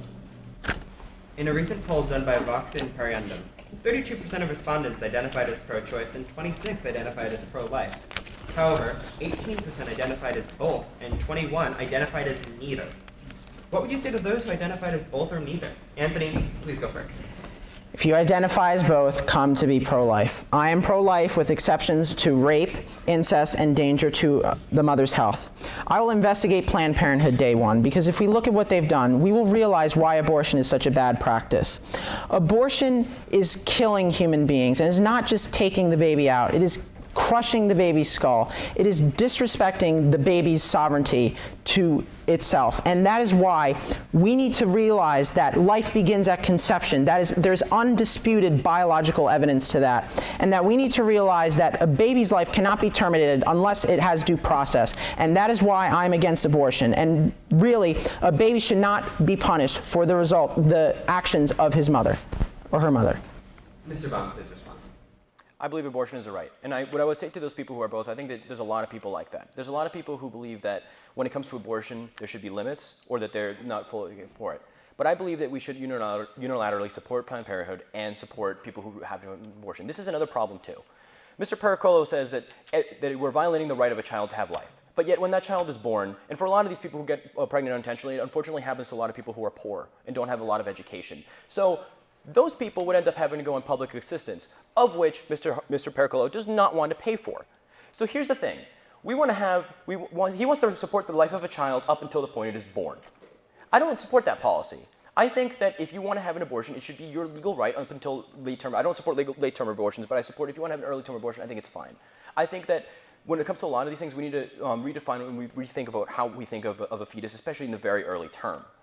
Because there's a lot of problems that could happen. There's a lot of other issues that we need to think. And I think also this is women's bodies. It should not be men, the three guys up on stage, deciding what we're going to do with women's bodies. It should be up to them. Mr. Harmer, what would you just say to those who are both or neither?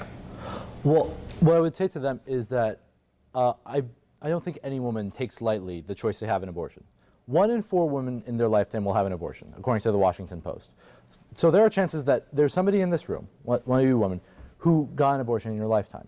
And I'm sure that none of you took it as a light choice, because you know you have to look into the advantages and the disadvantages of having a child at that point. We have to understand that no woman takes that choice lightly, and she does have that right. I do believe in the right to choose to have an abortion, and that's because you have a right to your own body.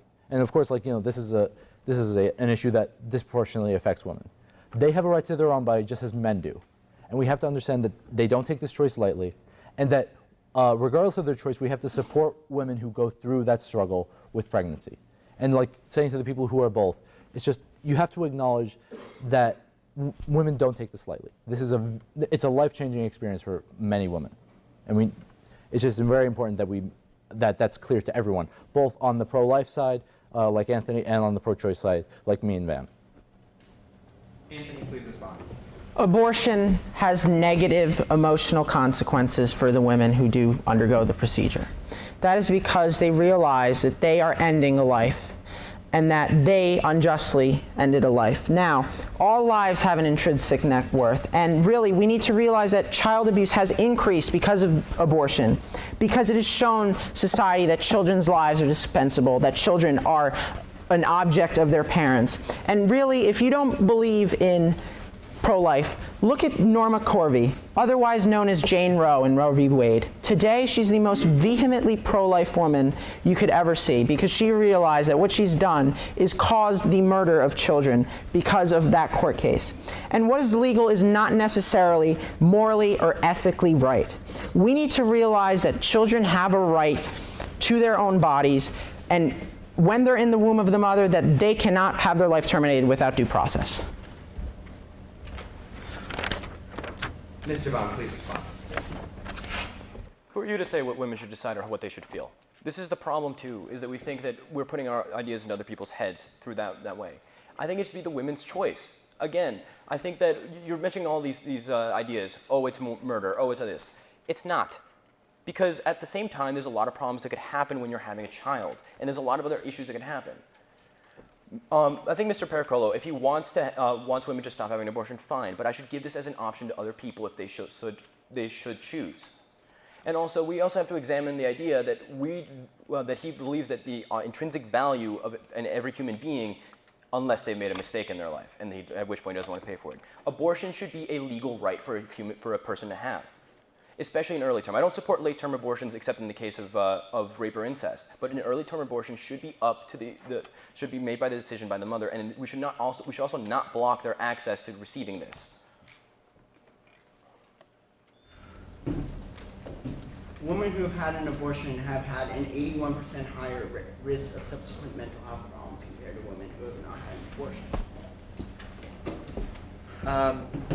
To Mr. Vann, because you were very adamantly pro-life throughout this, does that change your opinions or no? No, because what I said before, I'm not 100% on late-term abortions. And just to respond to the statistic, you know what else would also hurt mental health? Having a child in a poor situation in which you will not have the food, money, or resources to raise that child well, going to bad schools, or being too young and inexperienced to raise a child. Mr. Harmer, please respond. So yeah, just, pregnancy can be very traumatic for a lot of women. And that's like, you can have postpartum depression. Like, that's a very important part. You can regret having the child, which I'm imagining for a woman is a tremendous thing to go through. We have to understand that women, this is not a light choice. And people can have disagreements on this. I don't spite people for being pro-life. I don't spite them for thinking that they don't like abortion. I'm just saying that you shouldn't put your values on that issue on other people. You and your family and your life, you can have the choice on whether you're going to have any engagement with abortion. But don't choose that for other people who do not take that choice lightly. It is their right to their own body. Let them exercise it as they will, because we all have to understand that this is a very important choice, and it's an issue of human rights that we have to respect.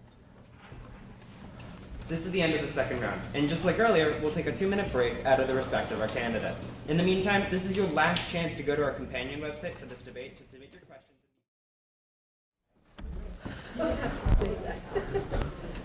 Okay, everyone, we will begin the third and final round. The questions in this round are centered around popular media topics. And for our first question, Americans are more politically polarized than ever. How would you bring them together?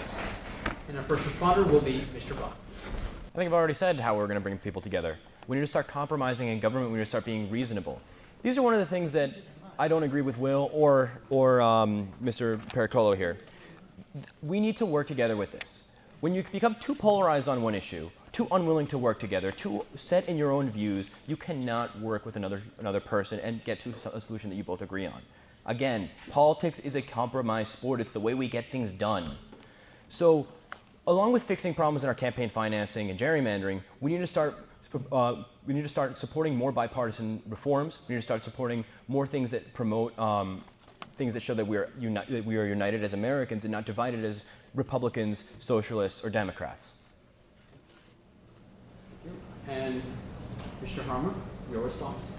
Well, what I would do to bridge the political divide is we should start basing who we support based on what they support. Right now, vast majorities of Americans support a $15 minimum wage. Americans are for a Medicare for all healthcare system where everybody has a right to healthcare. Americans support getting money out of politics so that we have public funding of elections. Americans support a variety of progressive economic policies. And the only thing that is holding us back from instituting those policies, which the vast majority of Americans support, something like 60 or 70% oftentimes, is that we do not have a representative political system. When you talk about compromise, like, whether you want a $15 minimum wage or a $12.50 minimum wage, that's compromise. Saying whether we should have, like what the discussion we have right now where it's based on, you won't be able to get the rich on your side and all that type of argument, that shouldn't matter. What matters is that the public supports a higher minimum wage. And we should be we should bring people together based on policies they support, not on which party they are in. And Mr. Pericolo, your response? So the reason why we have pandering to groups is primarily the left. Because what they do is they go to each group and they campaign and they use this rhetoric that tries to attract the groups. For example, Hillary Clinton called herself the abuela of the Hispanic population. That is dividing us more than that is uniting us. Now, another thing that I'm surprised these two candidates didn't mention is the media. We do have a very biased media in this country. That is something that the president cannot fix. That is something that Congress cannot fix, but that is something that we, the people, need to stand up and fight against, because we have a media that is willing to, for example, paint a crime between a black and a white person as a race war. There's someone that is promoting crazy ideologies, especially leftist ideologies, because we do have a liberal media. And that is something that is causing Americans to be blinded by other ideas. Now, you know what else Americans support, Mr. Harmer? They support free welfare. They support free daycare. They support free contraception. They support free medicine. They support free college. They support free rehabilitation. They support free family leave. They support free food stamps. They support free housing. They support free plastic surgeries, and they support free abortions. You know why our country is slow to move? That is because we're trying to restrict popular passions such as these that prevent the budget from collapsing, because your plan, your socialist plan that will cost us $15 to $20 trillion when we have a $19 trillion debt, is because we don't want to cripple America. We want to leave our government in the hands of those who know what they're doing, and that is why I believe, yes, we do need to make more compromise, but we do have to remember that our political system is one where progress is slow. 70% of Americans disagree that abortion should be free.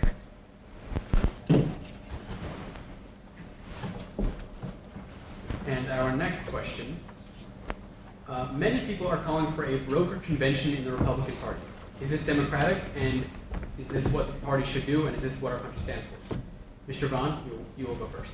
Interesting you're asking a Democrat what the Republicans should do. It's a good idea. If I had to vote for a Republican, I would vote for John Kasich. Unfortunately, that's not going to happen unless they broker a convention. I think that the Republicans should respect the will of the people. They should, if they want to put Donald Trump as a nominee, fine, because they have voted for him. with that, they take the risk that they're going to lose the general, and they will lose the general with Donald Trump, because Donald Trump is a guaranteed loser. Honestly, broker the convention at your own risk, divide up your own party. The Republican Party has become split up into 4 different factions. The Libertarian, the establishment, the crazy people like Donald Trump, and then the Tea Partiers. They either need to find a solution that could fix that, or they're going to have to divide up into other parties. That's all I have to say on the issue. Mr. Pericolo, you will go next. I support a brokered convention because that's my only shot at the nomination. Okay, so we have a system in our country that every party gets to decide how they do their nominations. For example, you could argue that the way the Democrats do superdelegates is not democratic, but I believe in the end the party has to choose what is right for the country, and if they decide that someone needs 1,237 delegates and that the candidate, no candidate on the stage reaches that number, then we have to result in a brokered convention. And that, you need to remember, the delegates that are chosen to the brokered convention on the Republican side are people who you elect. So when you go to the primary ballot on June 7th, aside from casting your vote for me, you will also cast your vote for people like delegates that will vote in the primary. For example, in the first ballot is pledged delegates. The second ballot, if there is a brokered convention, they could vote for whomever they want. And that is where your voice comes in. That is because you choose a delegate.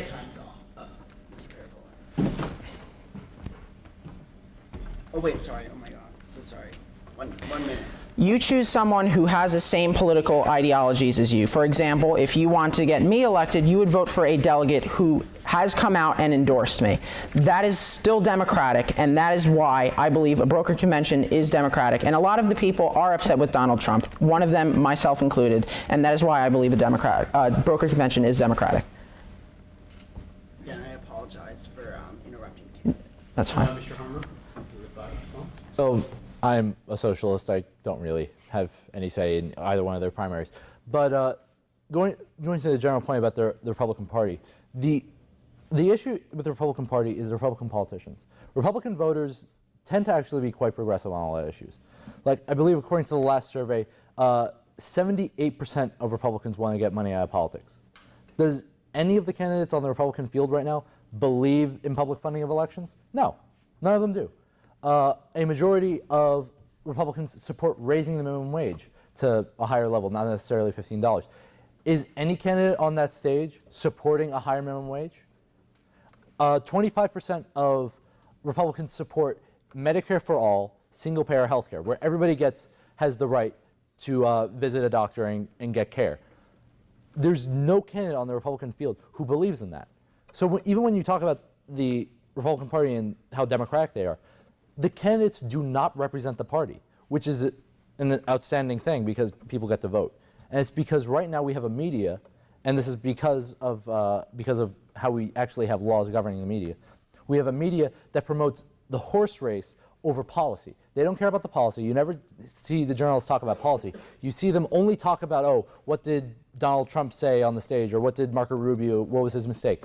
We should be focusing on policy. And if we focused on policy, this country would be much better because we would have a higher minimum wage. We would have universal health care. We would have family leave. We would have federal funding for abortion, which I believe and 57% of Americans support. That's according to Gallup. What we need to do is we need to focus on policy, not on the horse race, and that's how we ensure that we have a functioning, prospering democracy. I would also just like to clarify that in the interest of time for this last round, we are skipping the 1-minute responses. And so we'll move on to our next question. Wait, do you have a fact check? 63% of Republicans do oppose single-payer healthcare, so no, it's not the majority. I said 25%. Well, No, you didn't. sorry about Yes, that. I did. You can look at the backwards really good. All right, anyway. Our next question. According to PBS, 58% of respondents felt that racial relations were getting worse in this country. Are they? And what would you say to those who disagree with you? Mr. Pericolo, you have the first response. The fundamental building block of good race relations is having a strong family. And that is something that has been destroyed in this country.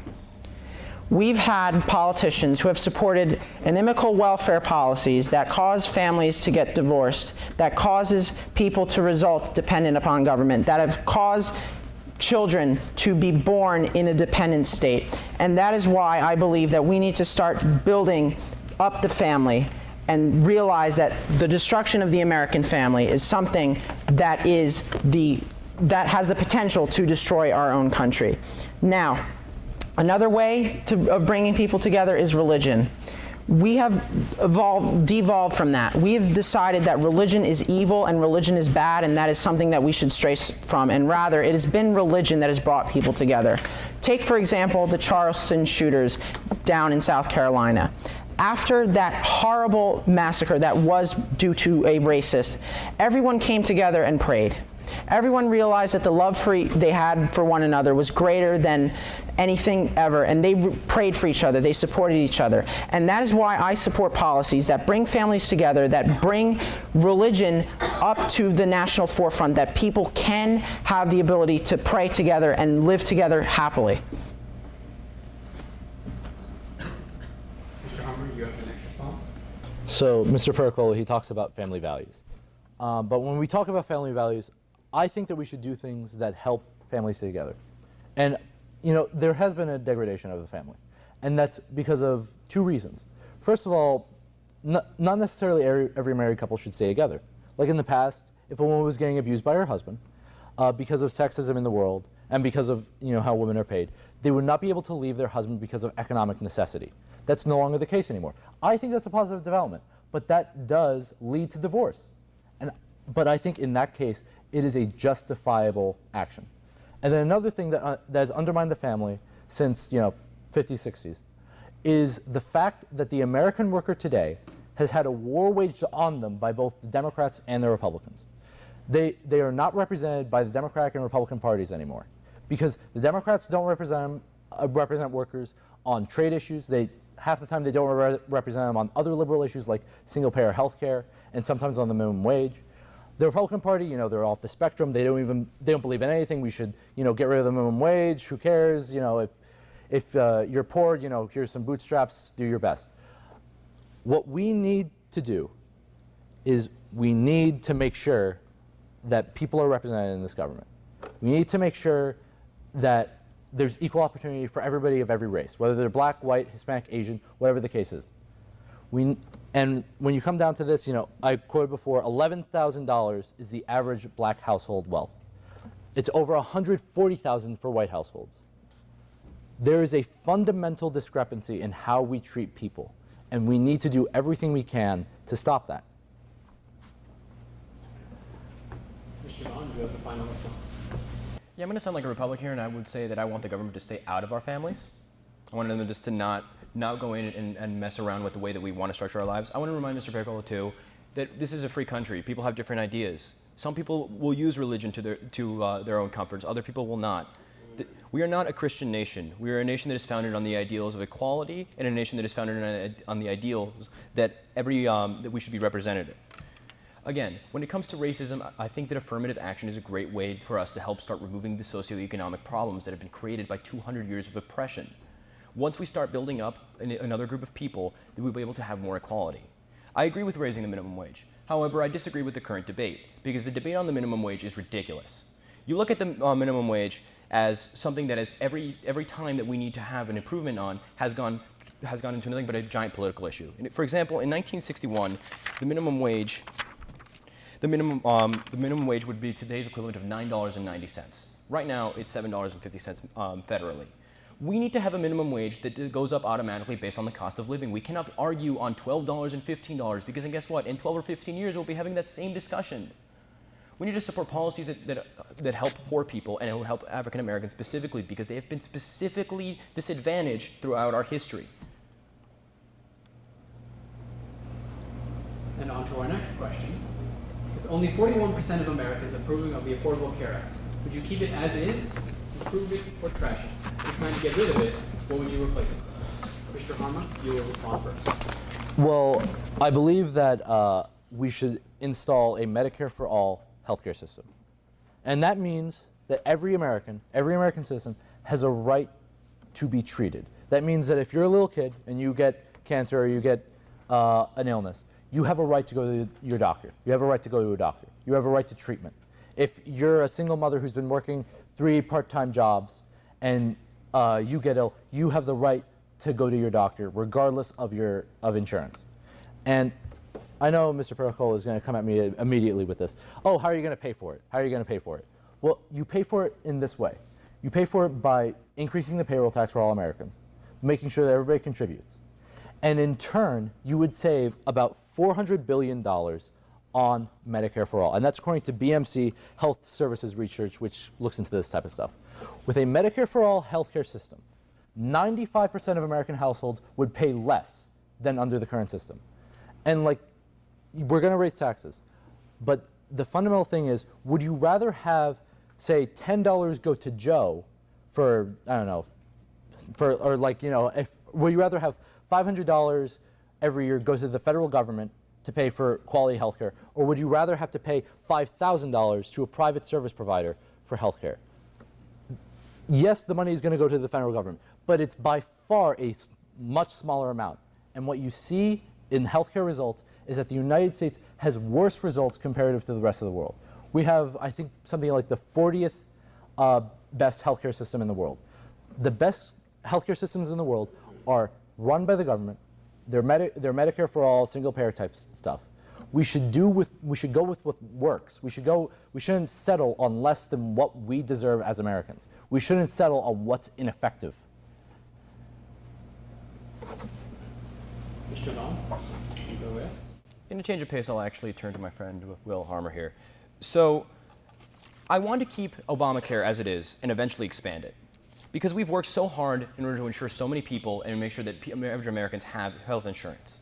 You see, both of these candidates on stage, in essence, want to tear up Obamacare. Obamacare has helped thousands of Americans. It has helped millions of people get insured who were not previously insured. The Republicans do not have a set plan, and the plan over here would take many more years and would be much harder to implement. I would also like to remind Mr. Harmer here that those countries that have better healthcare systems than we do, a lot of them are in Europe, and a lot of them are much less diverse, they're much more diverse. They're also much less populated. So it's much easier to implement these reforms. We need to have solutions that work for the United States. I understand that a lot of socialists now want to base themselves off of the European model, but the problem is the European model also has issues, and it's also based on a situation in which there are not as many people, there's not as much diversity, and there's not as much strife. Mr. Pericolo, your final response. Now, Mr. Harmer's plan will cost an estimated $2 trillion. And let me tell you how much money that is. The total estimated wealth in the United States, this is just for 1 year for the plan, is $2 trillion. And most of that money is in investments. So if you were to tax the top 1%, 100%, you will be nowhere near reaching that $2 trillion. So what do we do instead? We raise taxes on the middle class. The estimated amount that will raise to the middle class would be $4,000. And for some people, that will cost Americans more, 40% more in taxes. So what will I do about Obamacare? First of all, let me explain how bad it is. It has revealed the painful consequences of placing faith in big government, because government's ambitions may be limitless, but its abilities are not. It cannot help people. Government is not the solution. Government is the problem. So I will repeal and replace Obamacare, because I do not want people to have an insurance that has long wait times. I do not want people to lose their doctors. I do not want to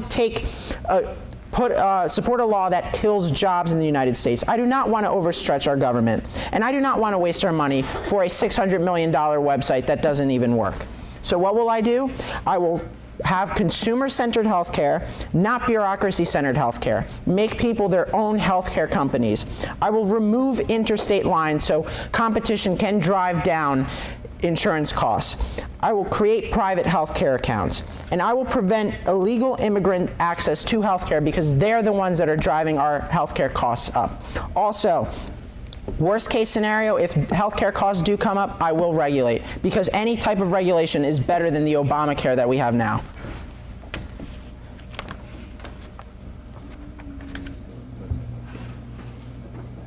And we now turn to audience-submitted questions from the website.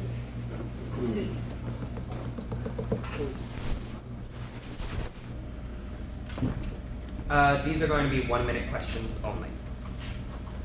Do you support proposals to raise the federal minimum wage to $15 an hour or more? Harmer, please start. I do support that. And when we talk about the minimum wage, I think it's important that we mention that. Because in a way, having a low minimum wage is a form of welfare to corporations. Because think about it this way. When you employ a person, if you want to get their labor, they have to be alive. Okay? That's a basic point. So when you say that the minimum wage should be what it is or lower, you're saying that the public should pick up the tab for employing that person rather than that corporation. Because if you were to pay someone, say, $5 an hour to work at Walmart, that person would not be able to live on that income. They wouldn't be able to provide for their family. They would, if they got a serious illness such as cancer, they would probably die because they would not be able to afford the care necessary. So when you talk about the minimum wage, it's an issue that even conservatives should get behind because it will reduce the amount of people on social aid programs. Mr. Harmer, time's up. Let's hear from Anthony. I do support raising the minimum wage, not to something insane like $15 that will destroy jobs, not something that will rise inflation to ridiculous amounts. I support $11.50 because that is what MIT's wage calculator said, that it is $11.50 that is a living wage, not $15. Again, the socialist policies is greed, greed, greed. They want more for doing less. Okay, so how will I compensate for raising the minimum wage? I will cut all forms of welfare in the United States because people, if they could still collect money from welfare and still have a high minimum wage, they will not work. And that is why I will replace welfare with raising the minimum wage, and I will provide a tax cut to people who have seen that raising the minimum wage is crippling to their business. Vaughn, please respond. Yeah. So these are one of the issues that I think is ridiculous, as I said before. It doesn't matter what the number is. The fact is that the number is not keeping up with the rate of inflation and the cost of living. My solution to fixing the minimum wage is to calculate every year what the cost of living and especially in certain areas should be, and then raise the minimum wage to that. It needs to go up periodically so it keeps up with these inflation changes. Next up, I want to also ask Mr. Pericolo if he knows that by raising the minimum wage, you can actually reduce the cost of welfare. So we wouldn't have to get rid of it. My plan for reforming welfare is this. We would have a program that subsidizes workers while they also get their education. So you would have someone who makes lower amounts of money, is in a lower socioeconomic bracket, and therefore be able to, we would give them more opportunities for education, especially in trade schools. That time that they would be spending on education would be able to be subsidized so they wouldn't lose out. I would also cut their taxes so that they would be able to make more money and move up higher in socioeconomically.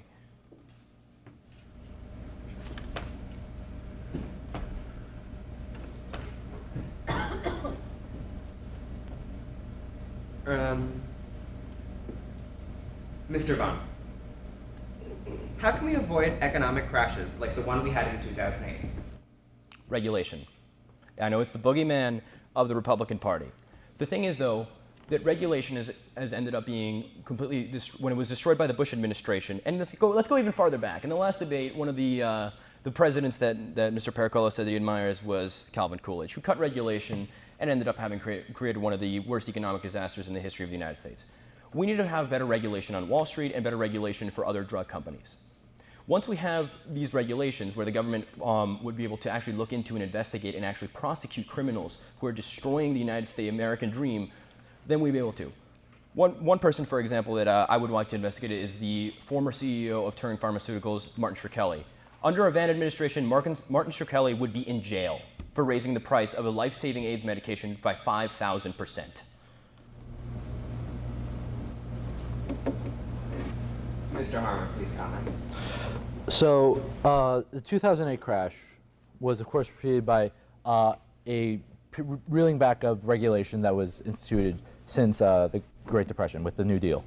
Now, one of those regulations that was repealed was in 1999, Glass-Steagall regulation, that prevented banks from gambling with depositor money. Okay, that was repealed with the support of the Republicans in Congress, Mr. Pericolo's party, and it was signed by Bill Clinton, okay? A Democratic president. Before that, Jimmy Carter also peeled back regulations in 1980, in his last year in office. What we've been seeing is that the effort to deregulate has been headed by both Democrats and Republicans. So you have the choice. You can either support one of the two options that has been consistently deregulating Wall Street, which crashed this economy, or you can support me, who, you know, socialists have always supported more regulation for this. Mr. Pericolo, please respond. We're forgetting the housing bubble. When Bill Clinton decided that he would make housing more affordable, he essentially told people that they could buy houses which they cannot afford. So they lived on borrowed time, and eventually that time caught up to them. And what happened was people started losing their homes. Then more people started losing their homes, and more people started losing their homes, and we eventually had a housing bubble. And that is failed democratic policy right there. That we could say to people, you can have things, but you cannot pay the price of admission. And that causes other people to have to pay for that price of admission, and that causes the whole economy to collapse. As for Wall Street regulation, Dodd-Frank was one of the worst regulatory bills, and that was the manner in which to replace Glass-Steagall. So this 2,300-page regulatory bill was sold to the American people as an economic growth bill. Instead, this new law came with unintended consequences on every page and resulted in slow economy and slow job creation. And Dodd-Frank has produced a low confidence in our... Mr. Pericolo, what will you do about the national debt? I will cut spending, I will cut waste, fraud, and abuse, I will promote policies that will make sure our small businesses have an ability to start up and continue, because I believe that the majority of our economy is commerce, as the facts say, and that we need to make commerce happen in the United States. I'm supporting policies that will promote investing by making sure that people can invest in businesses and businesses create jobs, so that way more people go to work, more people pay taxes, not higher taxes like my opponents want, and pay taxes and contribute to this country, because a lot of people are freeloading off the government and they are costing Americans money and they are making our national debt go up. And we need to stop giving foreign aid to countries that do not deserve it, because we are paying for their aid while we cannot pay for ourselves. Mr. Vann, what do you plan to do about the national debt? I want to balance the budget. There's many ways we can do this, and I think that if we focus on too simple a solution, it'll be wrong, as most solutions have. For one example, I wouldn't support a balanced budget amendment because it would have negative consequences. But things that I would do: I would support revenue-generating programs like NASA and the IRS. These are programs, NASA, for example, for every dollar spent on NASA, produces $7 to $14 in revenue. This is revenue that comes back to the United States. I would also cut corporate welfare. The top 965 recipients of corporate welfare in 2013 received $110 billion, with one company which made out over $400 billion in revenue, received over $1 billion of public money. That's 1/6 of the deficit right there. I would also reduce military spending on R&D and give that to more revenue-generating programs. We're going to reform a lot of government policies, like the VA, like welfare. We're going to look at different ways that we could save money by reducing waste, fraud, and abuse. And with any surplus that we manage to produce, we will use that to pay down the national debt. Mr. Vann, your time is up. Mr. Harmer, please respond. So when it comes to the national debt, it's important that we realize that since the 1950s, and especially since the 1980s in the 1970s with Carter and Reagan, we have seen a systemic effort to transfer the tax burden away from the very wealthy, the people who can afford it, to the middle class and to the lower class. And we have seen disastrous consequences across the country, especially in places like Detroit, as I mentioned, who are becoming third world countries. What we need to do to reduce the national debt is to go back to the 1950s tax rates. We have to tax the people who can afford it most, and we also have to do things to reduce waste, fraud, and abuse, and we also have to eliminate bureaucracy. This is one of the issues with the Democratic policies, especially things like Dodd-Frank and the Affordable Care Act. They create very large new bureaucracies, and those cost money. We should institute left-wing socialist programs that are simple to understand.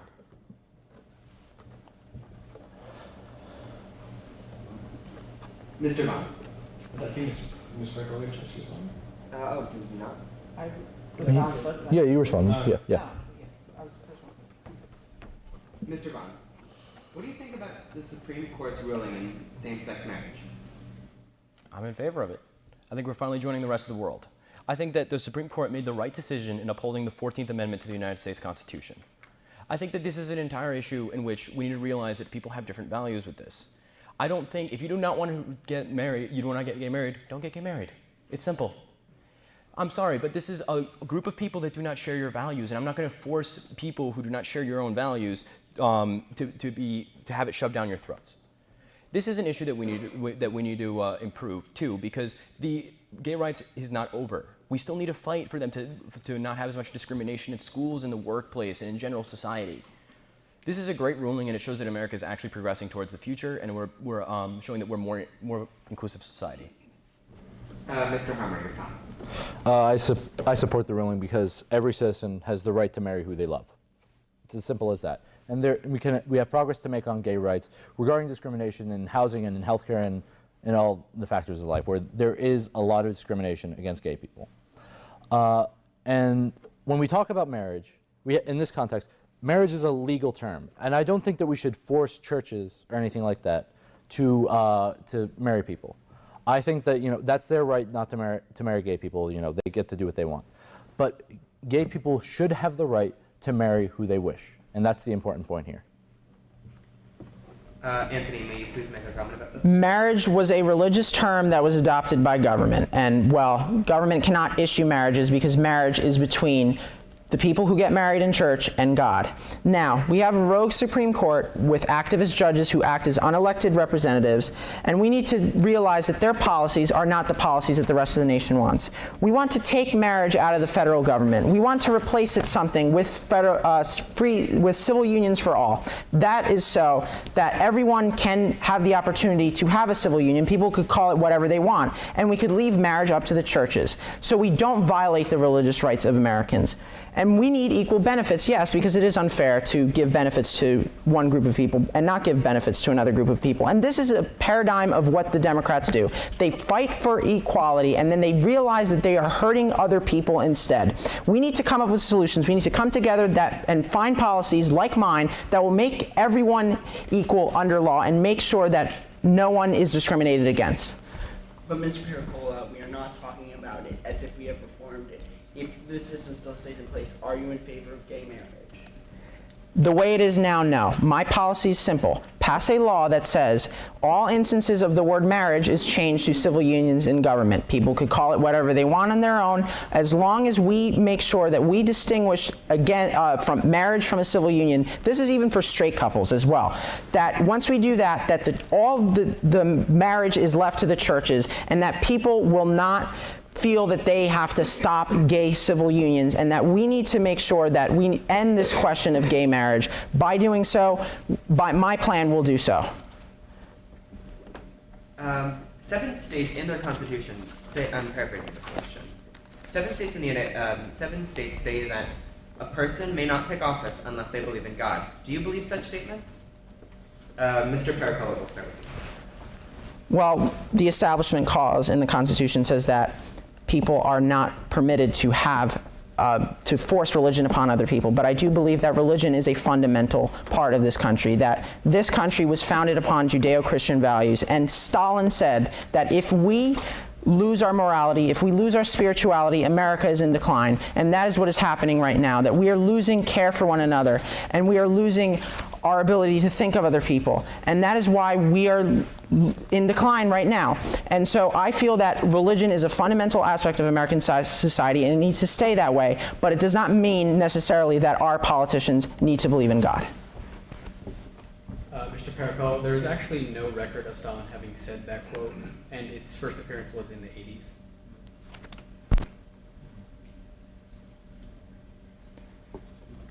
Mr. Vann, how would you respond? Let's just actually look what the Founding Fathers of the Constitution says. This is from a quote by Thomas Jefferson that was sent in a letter to the Danbury Baptists in 1802. I contemplate with sovereign reverence that the act of a whole American people which declared that their legislature should make no law respecting an establishment of religion or prohibiting the free exercise thereof, thus building a wall of separation. James Madison in the Treaty of Tripoli, as government of the United States is, and not in any sense, founded on the Christian religion. I believe that a religion is important to the United States, but at the same time, we need to recognize, again, that we all have different values. Even within Christianity itself, it's separated into many different ideologies. This isn't something that the government should, because you don't like big government. This is the best argument against having religion in government, is because you don't want government to be in religion. Mr. Hammer, please respond. Yeah, so then those aspects of the state constitutions are blatantly in violation of the religious tests part of the Constitution. And going to the general point, we were not founded as a Judeo-Christian country. Many of the founders were deists or agnostics or whatever the case may be. Most of them weren't Christians, most of the major ones at least. And when we decide who we're voting for, we should do it based on values and their policy positions. If they have the same values as you, if they believe in the same policies as you, you should support them based on that. You shouldn't support someone because they're Jewish or they're Muslim or they're Hindu or they're a Baptist or they're a Lutheran. You should support them because they say, you know, oh, I believe we should raise the minimum wage, or oh, I don't think we should. It's on those issues of policy that we should be basing who we're voting on, not based on issues of religion.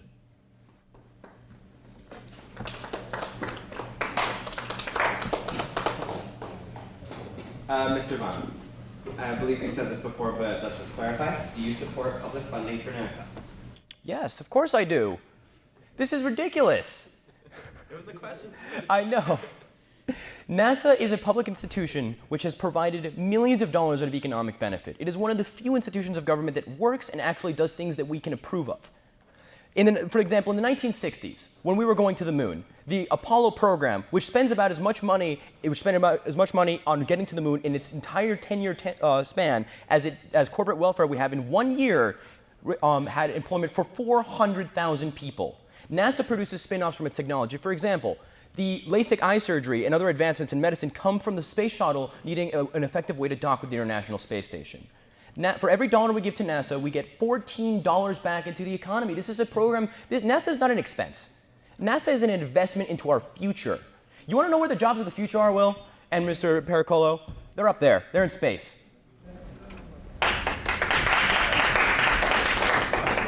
Mr. Pericolo, do you agree and support funding for NASA or no?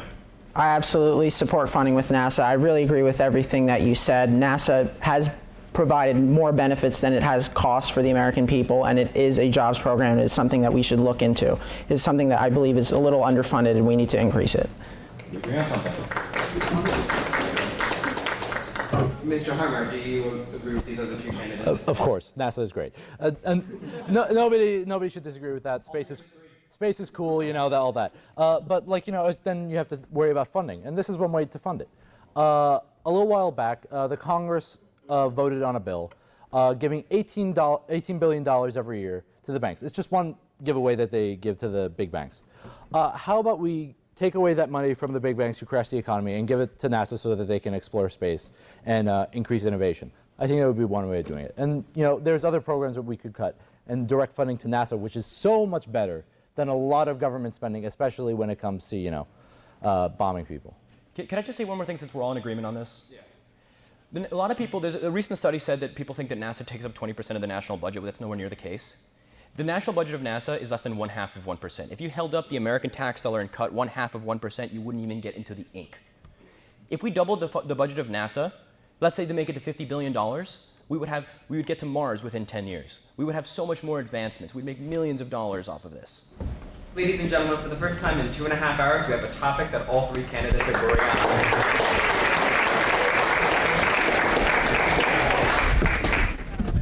One final question from the web, and we're going to transition back to our final question. Do you believe... Oh, this is about to get a lot less peaceful. Do you believe in NSA surveillance on Americans? Do you believe NSA surveillance on Americans is constitutional? Is there a better way to prevent terrorism? Let's start with Anthony. This might be a surprise for these people, but I do not support NSA surveillance on the American population because there's a statistic that about 3 plots were thwarted when 300 million Americans' rights were compromised. This is not about compromising liberty for safety, because those who compromise liberty with safety neither deserve liberty nor safety.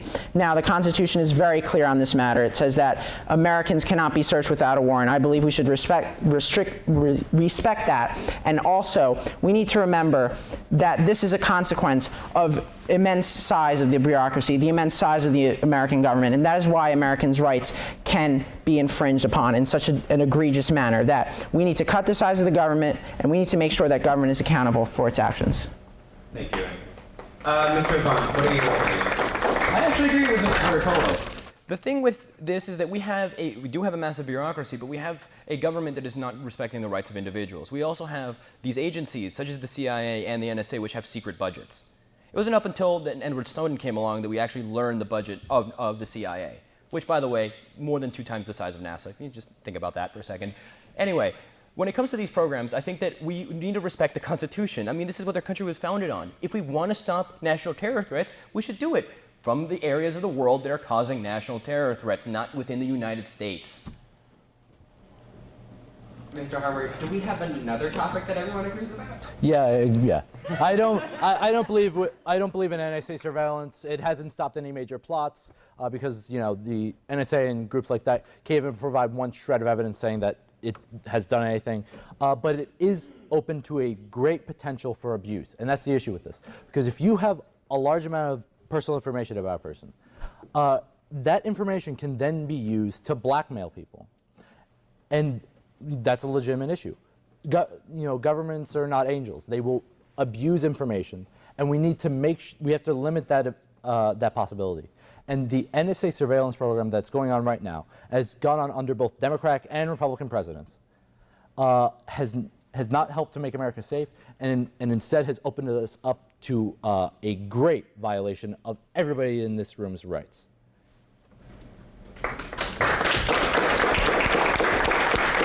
Before I hand over the microphone to Ryan, I would like to just congratulate the audience for finding the 2 most agreeable questions that I've ever seen in my life. I can make it less peaceful. Well, it's not. It's about to not be. We'll see. And we will now move on to our final question, where you will have 2 minutes to answer again. Out of all the candidates who have received delegates, Hillary Clinton, Bernie Sanders, Donald Trump, Ted Cruz, Mark Rubio, and John Kasich, who would you encourage the audience to support, and why? Mr. Harmer, you are up first. Well, I would encourage everybody to support Bernie Sanders, and and he's received delegates, and he should be the Democratic nominee, because Hillary Clinton, who I believe is Aarie's favorite candidate, is probably she's a catastrophe that walks like a woman. So you should support Bernie Sanders because he stands on the issues with the American people. He's a strong Democrat. He's a strong socialist too, and he can get stuff done. Like he passed the most amendments of any person in Congress in his tenure. So he is a candidate who is electable. He beat Ted Cruz, who's one of the more electable Republicans probably. He beat Ted Cruz by 17 percentage points in a hypothetical general election matchup. That's unheard of in presidential politics. So Bernie Sanders is electable, and he stands up for the issues. While other candidates, they just don't stand up for the issues. Like he stands up against free trade, which no major party presidential candidate has done since the end of World War II. He's a person who liberals have wanted for the longest time, but feared that he would not be electable. Now we have someone who's electable. Support Bernie Sanders.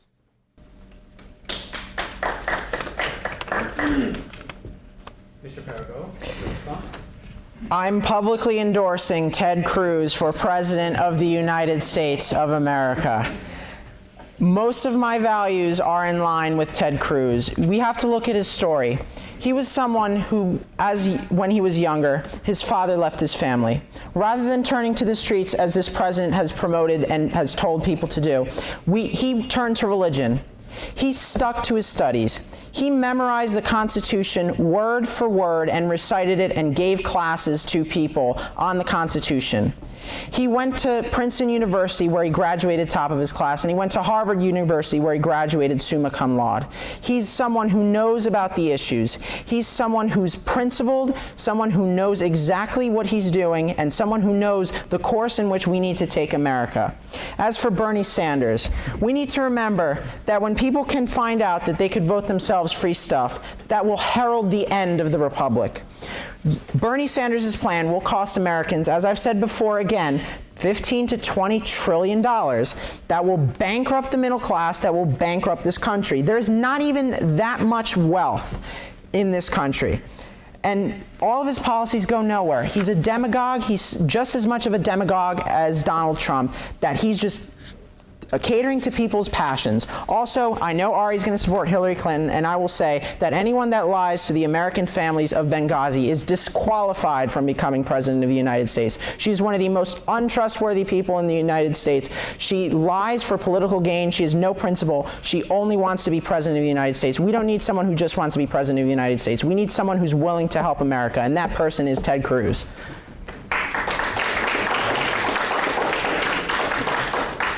Mr. Vann, you have the final. The plot twist, considering I'm running for president, why not myself? Second choice, though, would be Hillary Clinton, as both of them think. I believe that Hillary Clinton has the idea. She has the experience. The Washington Post article recently stated that Bernie is peddling fiction to all the people who are supporting him. The problem is not that we shouldn't have grand ideas, we should. But it's also that a lot of these ideas don't work in the United States. We are a very large, diverse country. We should have ideas that work. And also, you have to look at the political situation at the time. Bernie is just not pragmatic. He's blinded by his own ideals. You have a Congress and a Senate that are mostly going to remain Republican. They will not pass a single one of his issues. He will be a dud. That being said, I do like Bernie Sanders. If he does become the nominee, which he won't, very likely, I will support him. Vote blue no matter who. Second of all, Ted Cruz. Let's turn to him. Ted Cruz is a man who even his own college roommate hates. He's a man... He is a man who the entire Republican Senate despises. He is a man who shut down the government and cost the American taxpayer billions of dollars over a period of days. He's a man who lies just as much. Here's the thing, too. I don't understand a lot of these attacks with Hillary Clinton. Of course, it's an election season, but at the same time, you look at the scandals that they lobby against her. An email scandal in which a lot of her own predecessors have dealt with that similar thing, and in which no real classified information was sent at the time. Benghazi 2, you're blaming the Secretary of State for a military matter. Yes, there were problems that happened in that time. There are a lot of problems that happened, but it was a very large and complex issue. She is a person who has more experience. Ted Cruz is a one-term senator. Bernie Sanders is too blinded by this. Hillary Clinton is the only person running for president who has managed to be in the fray for years. She has weathered decades of Republican abuses. She has weathered her time through several different offices. She's been both a lawyer and an executive, a first lady and a senator, and been involved with the State Department.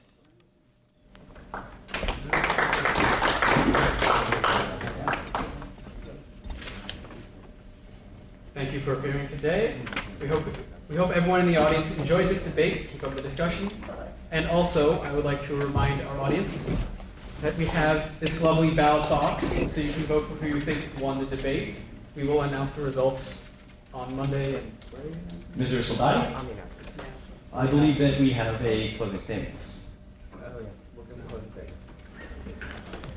Okay, we'll start with Anthony Pericolo.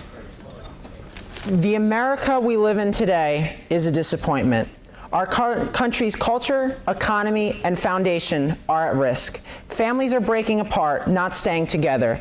Success is not rewarded but punished. What was once considered wrong is now considered right. We are close to living in a post-constitutional society where the First, Second, and Fourth Amendments carry no weight.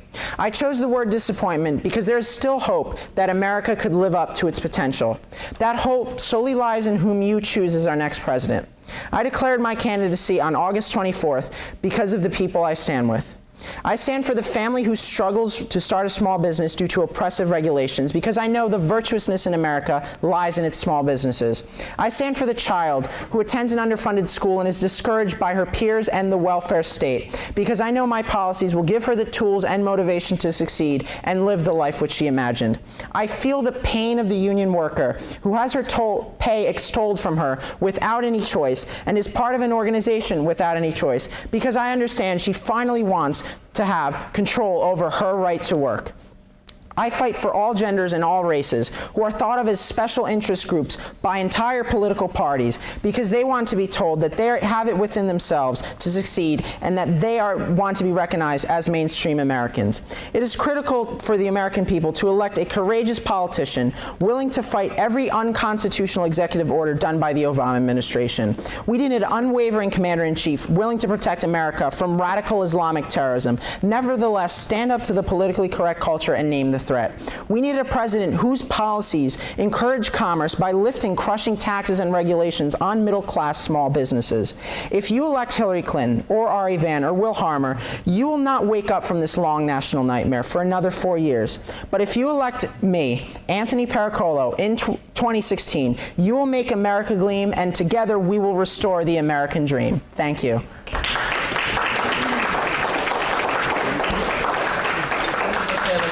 Move farther left and go with Aarie Vann. So, for my closing statement, I want to move away from the negativity of this election and move to something positive. Hope for the future of America has not died. It has not diminished or faded.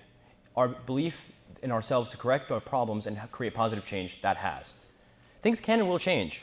When we work together, compromise, and understand our differences and look past them with common sense and reason, change will come. From many perspectives, this is going to be slow and painful. But there's one thing that we can promise to ourselves as Americans, is that our country is far from hopeless. I'll leave you with a personal anecdote.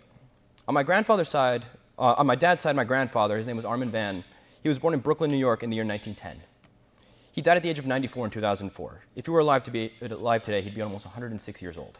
Think how much has changed in that time period. I'll tell you. In that time period, 17 presidents served our country. The US population went from 92 million to 322 million. Our life expectancy went from 50 years to almost 79. 7 years before he was born, the Wright brothers took their first flight, and when he was 59, Neil Armstrong walked on the moon. He saw the rise and fall of the Cold War. He saw the first radio and the first TVs and the creation of the internet within one human lifetime.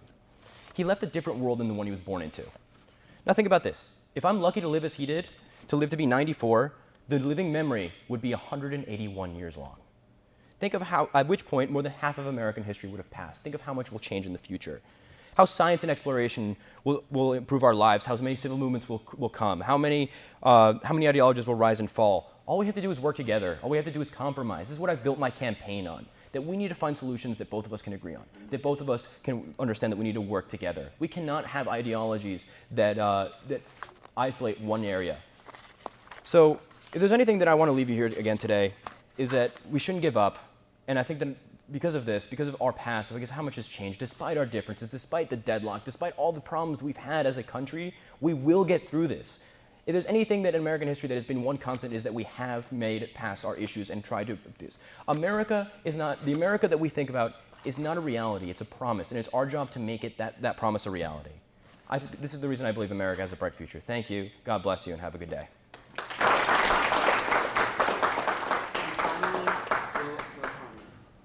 We have a chance in this election to realize what has only been a fleeting dream for generations and generations and generations of Americans. We have the chance to try to eliminate poverty. We have the chance to make sure that nobody goes bankrupt or dies because they could not afford health care.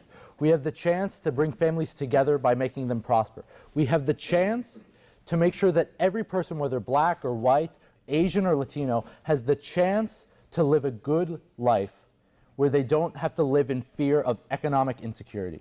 We have the chance to make sure that America lives safe, where we are all free, and where we can all be proud of the country we are in, where we don't have to worry about ISIS terrorists, or we don't have to worry about an economic crash in the future caused by big banks.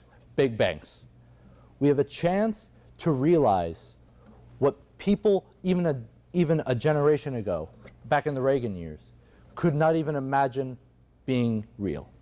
Why don't we let go the piecemeal change of the Republicans and Democrats and actually get the whole thing? Make a society that anybody would be willing to live in.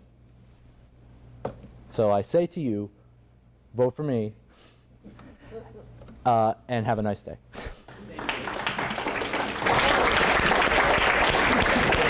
I would like to thank everyone who came out today, and not only the candidates, but like our supporters. I think that our supporters are so important to us, and that, you know, the parents are willing to pick us up an hour late on Mondays, or do every little thing to make our life easy, to have this amazing discussion club that we call our home possible. And I just want to thank everyone for so much for making this a possible event, and for coming out to support us. So thank you.